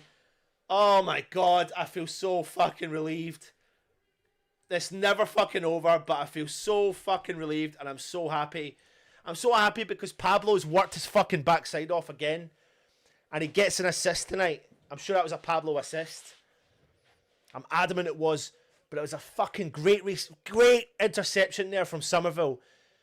Tati plays the ball, knocks it into quick. Oh, what a fucking neat bit of football from Pablo. It's a fucking back heel. I don't know what it is, man. It's beautiful from Pablo. Great touch from Tati. Yes! Fucking yes. Yes. Yes. Yes. Yes.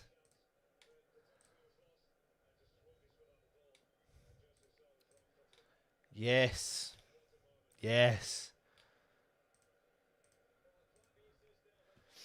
Oh, here goes Bowen. Go on. Go on, Bowen. There goes Tati again. What's he going to do? Shot from distance. Oh!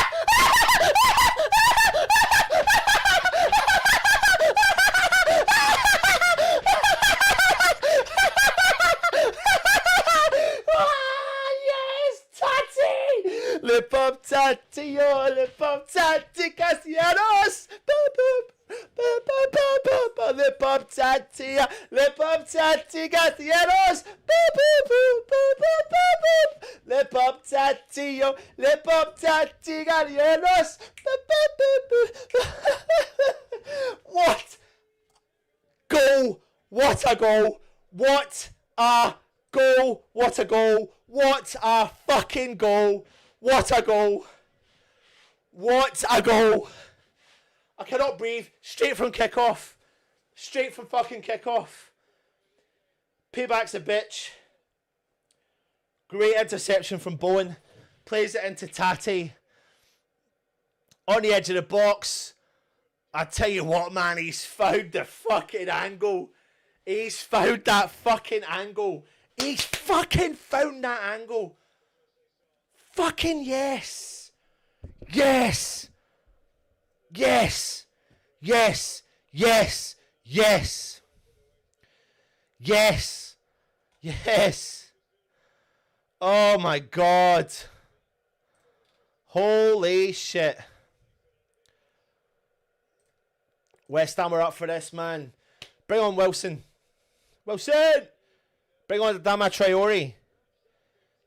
This is what you do. Bring them on. Give them the game time. Protect them. We've got the players there to do it. They've recycled it all, Wolves. I cannot breathe. I cannot breathe.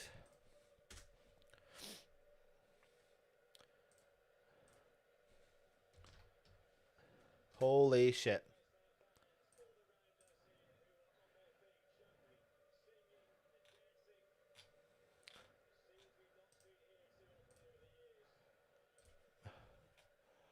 Oh.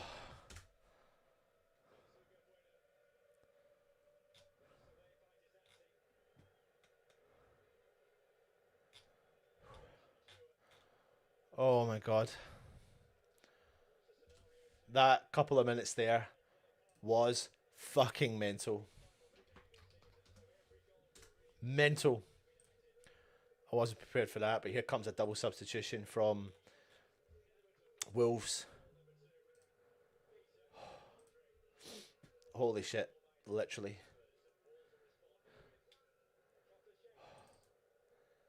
Oh, everyone, take a fucking breath.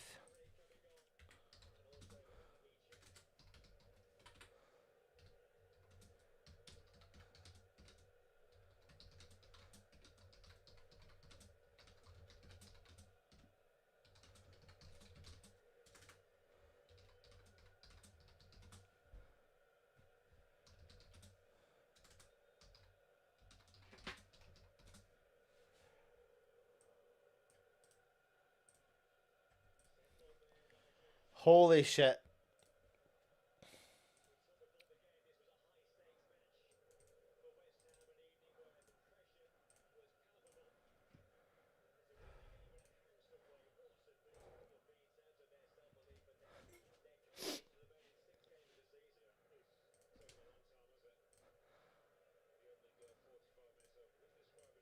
Oh, man.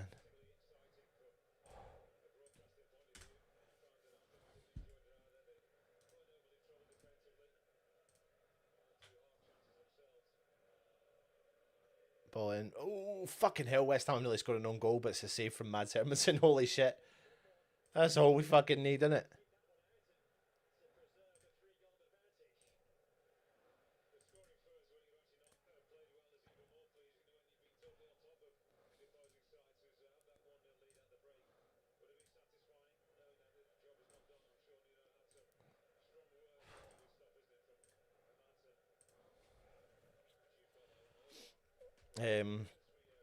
What's his chops is on a hat trick, man. Tatty.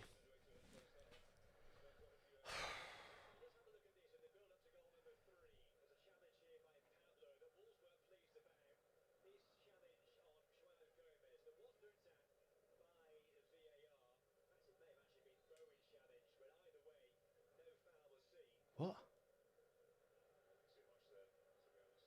The fuck it? What the commentator's talking about, man? Desperately trying to find excuses.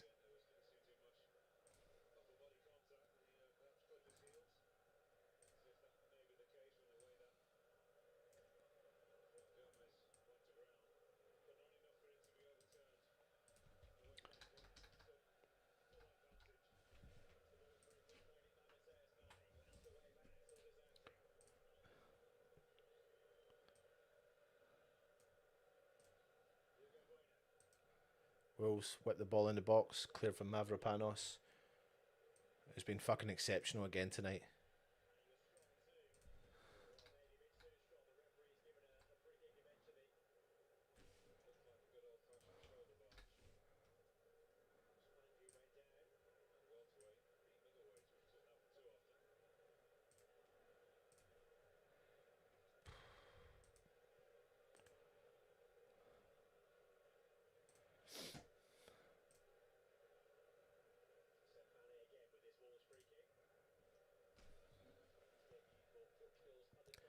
Ball whipped in for Wolves.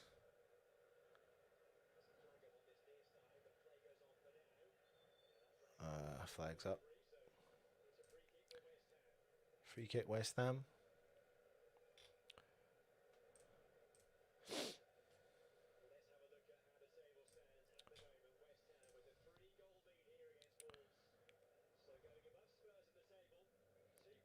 Very, very good for West Ham's goal difference as well. Huge for West Ham's goal difference.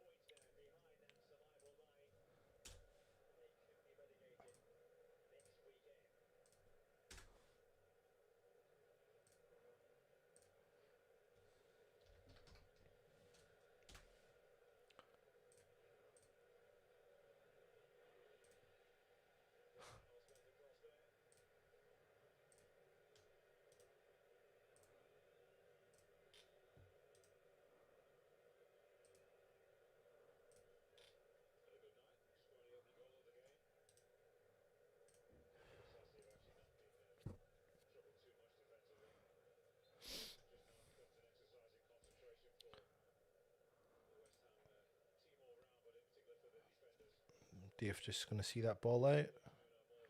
West Ham goal kick. 15 minutes to go.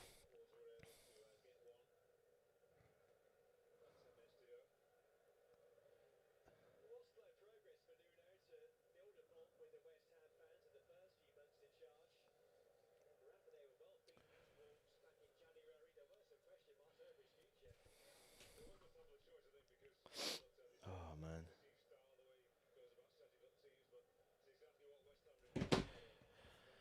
Oh, ball forward.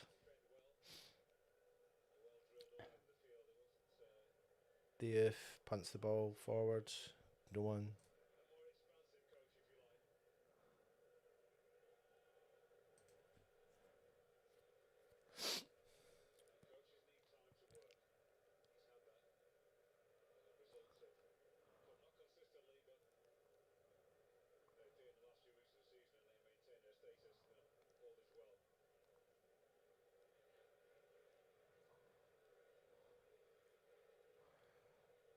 Wolves got the ball down the left hand side.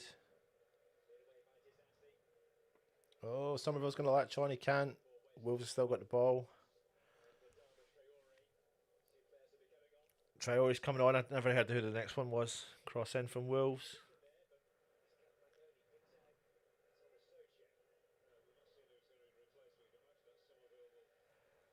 Goal kick West Ham. Right, who's coming on? Off. Potts and Traore. I'm assuming Somerville.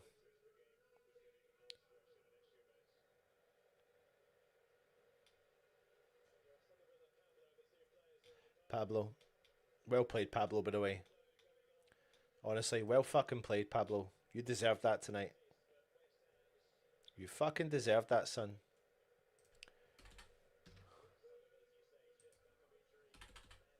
Bots. So Bots goes in there. He probably sits in deeper, of course. And let's get Somerville off and put Traore on.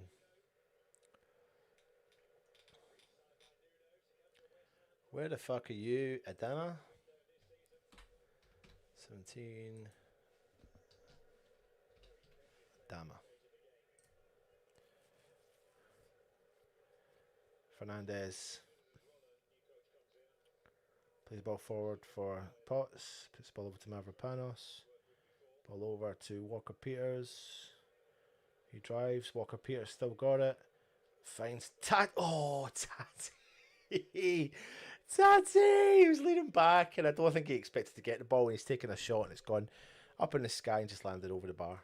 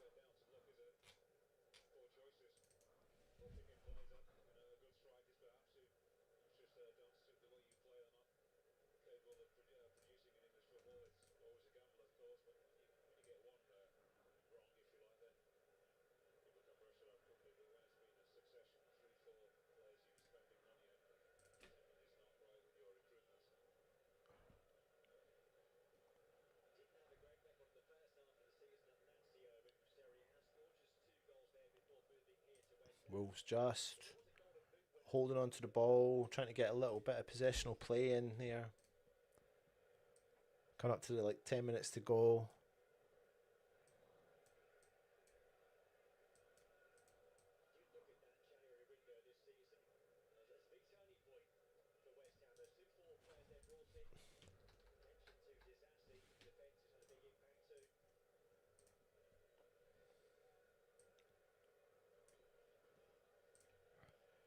Wolves with the ball down the left hand side. Ball goes in, back post. West Ham goal kick.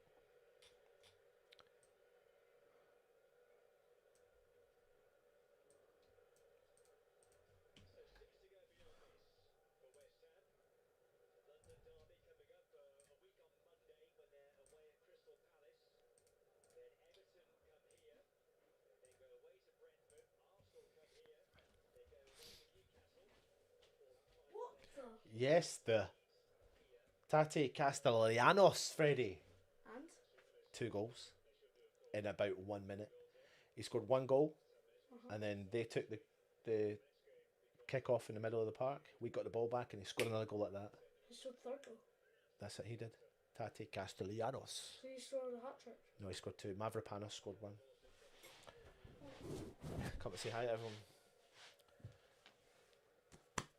The pop tatio.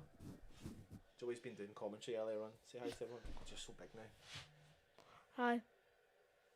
Freddie's 10 now. Freddie's 10. Jared Bowen. Jared Bowen, Freddie, look. Tati.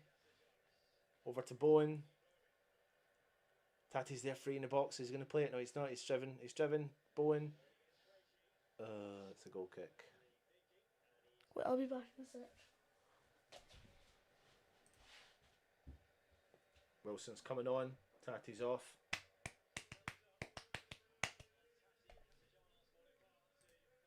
For fuck's sake, I've done it again.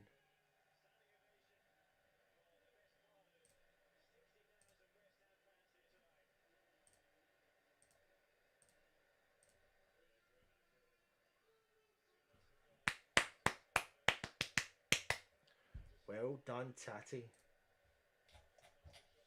Mum says to watch the rest of the game. Okay.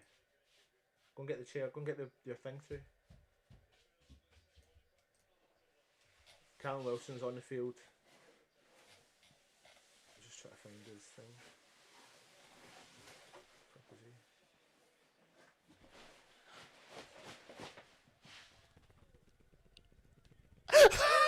The fucking Panos! Holy shit! I was in shock. I was actually in shock. I'm in shock. Konstantinos 𝗪𝗧𝗪𝗪 has actually... What the fuck has he done at the back post? Is it a bicycle kick? Holy shit. West Ham. Holy... 𝗪𝗧𝗪𝗪 with a brace. 𝗪𝗧𝗪𝗪 is on a hat-trick. No, he's on a hat-trick. He's got 2 goals. It's a ball whipped in from a corner from Bowen. It's taken a deflection off their player. He has. It's brilliant from Konstantinos 𝗪𝗧𝗪𝗪. That is 3 and 3. 3 goals in 3 for Konstantinos 𝗪𝗧𝗪𝗪𝗪.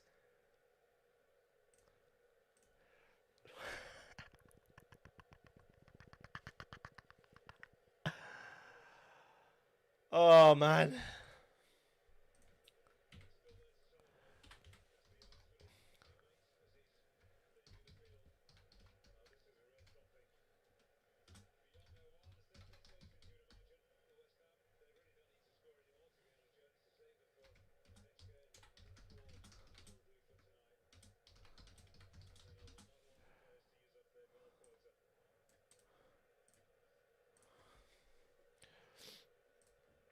Wow.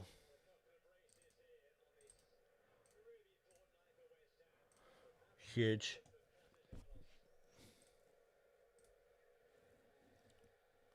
West Ham have got the ball again.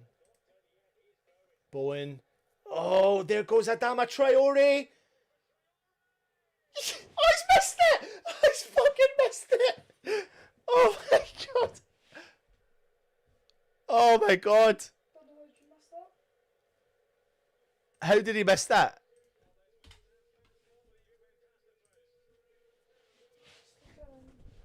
Oh my god, how did he miss it?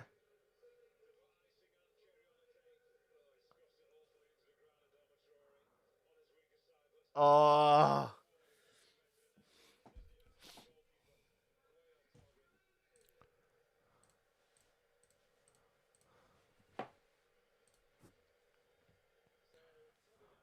And Fernandez is coming off.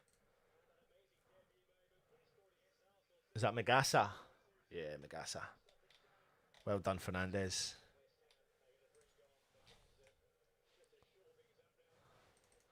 Segundo 𝗪𝗪𝗧𝗪.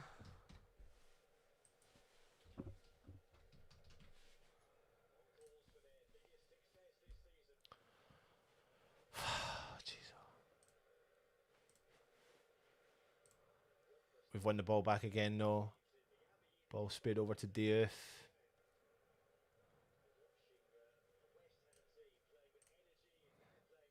Adama skips by one of their players. Oh!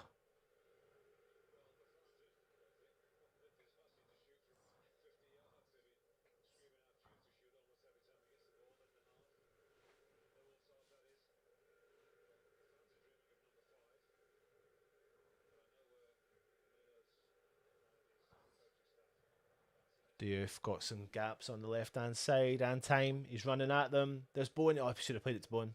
Adama Traore. Takes a deflection off the Wolves players. They've got the ball back again. Potts tries to get in there. Stavropoulos wins it. Oh, Jesus.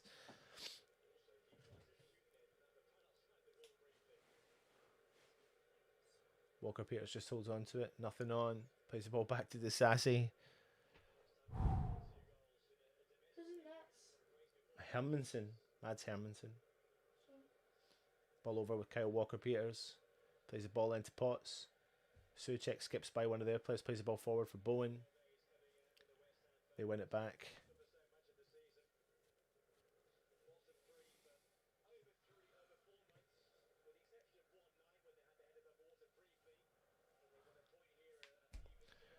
Oh man, it feels so nice. So nice to relax watching West Ham. 3 minutes to go.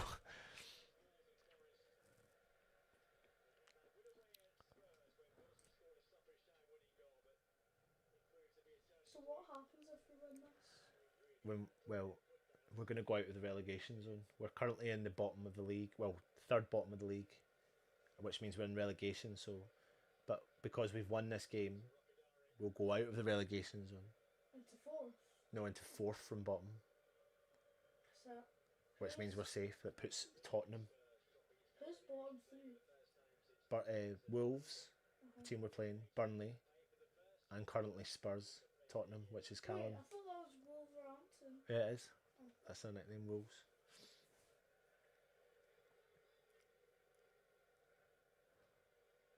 Arnold's like at the bottom. Yeah.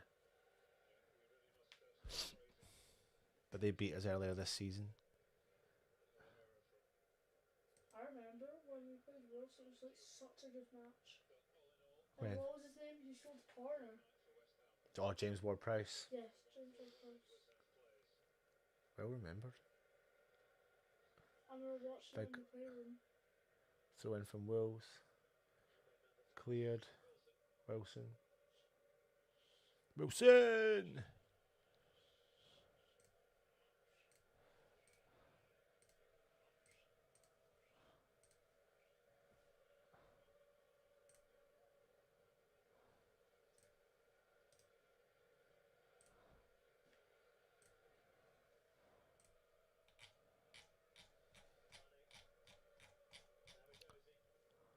We've still got the ball.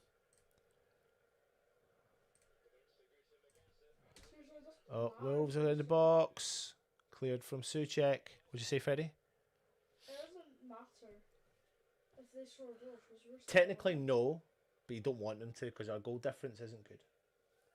But yeah, it's not the end of the world if they do, but you don't want them to.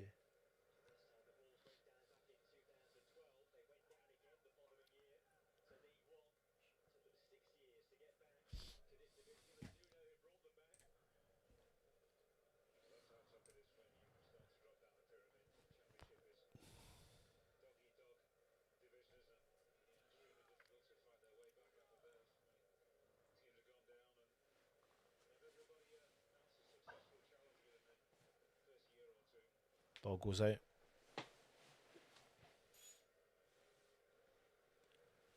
Flashy staple or something. Oh, I forgot to pick them up.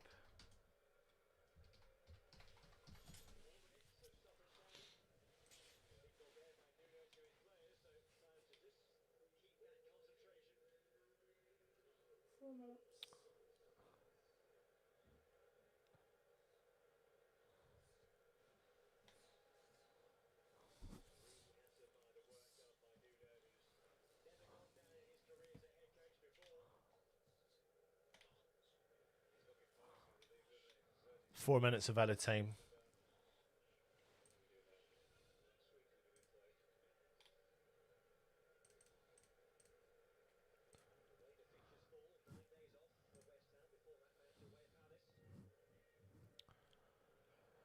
Oh, Jesus.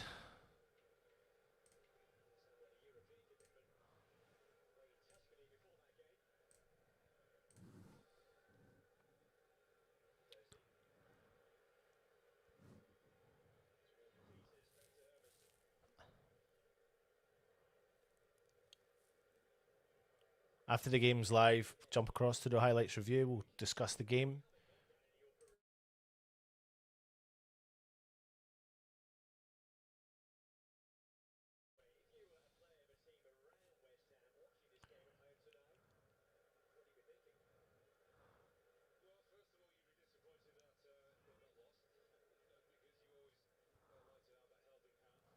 Three minutes to go.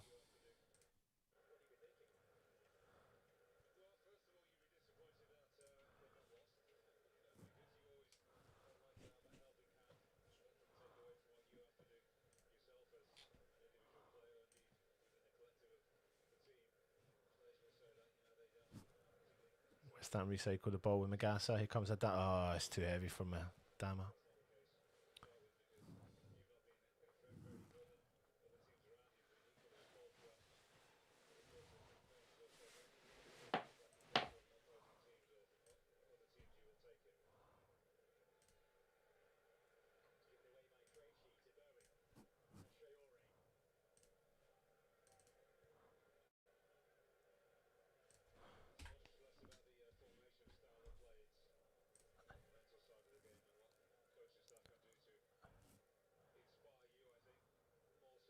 Oh.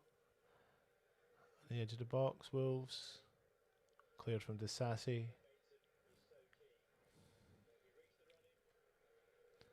Shot from distance. Hermansen slaps it. Clear.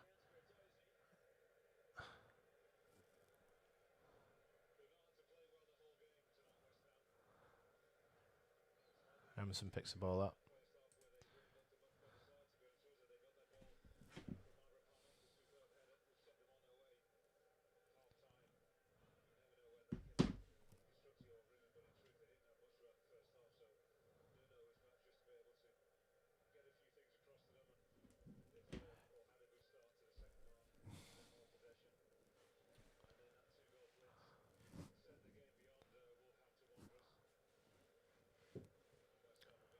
Oh man, such a relief.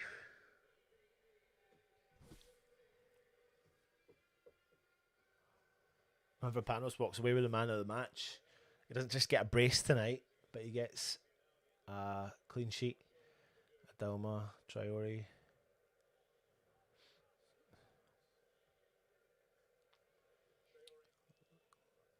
Just wait for the whistle to blow from the ref.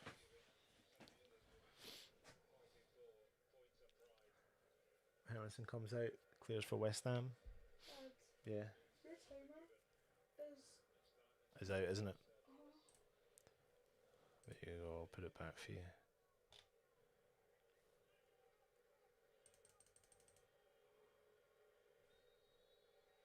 There you go, everyone. There you go. Right, if you're watching me on the match day live, come across, join us on the review show.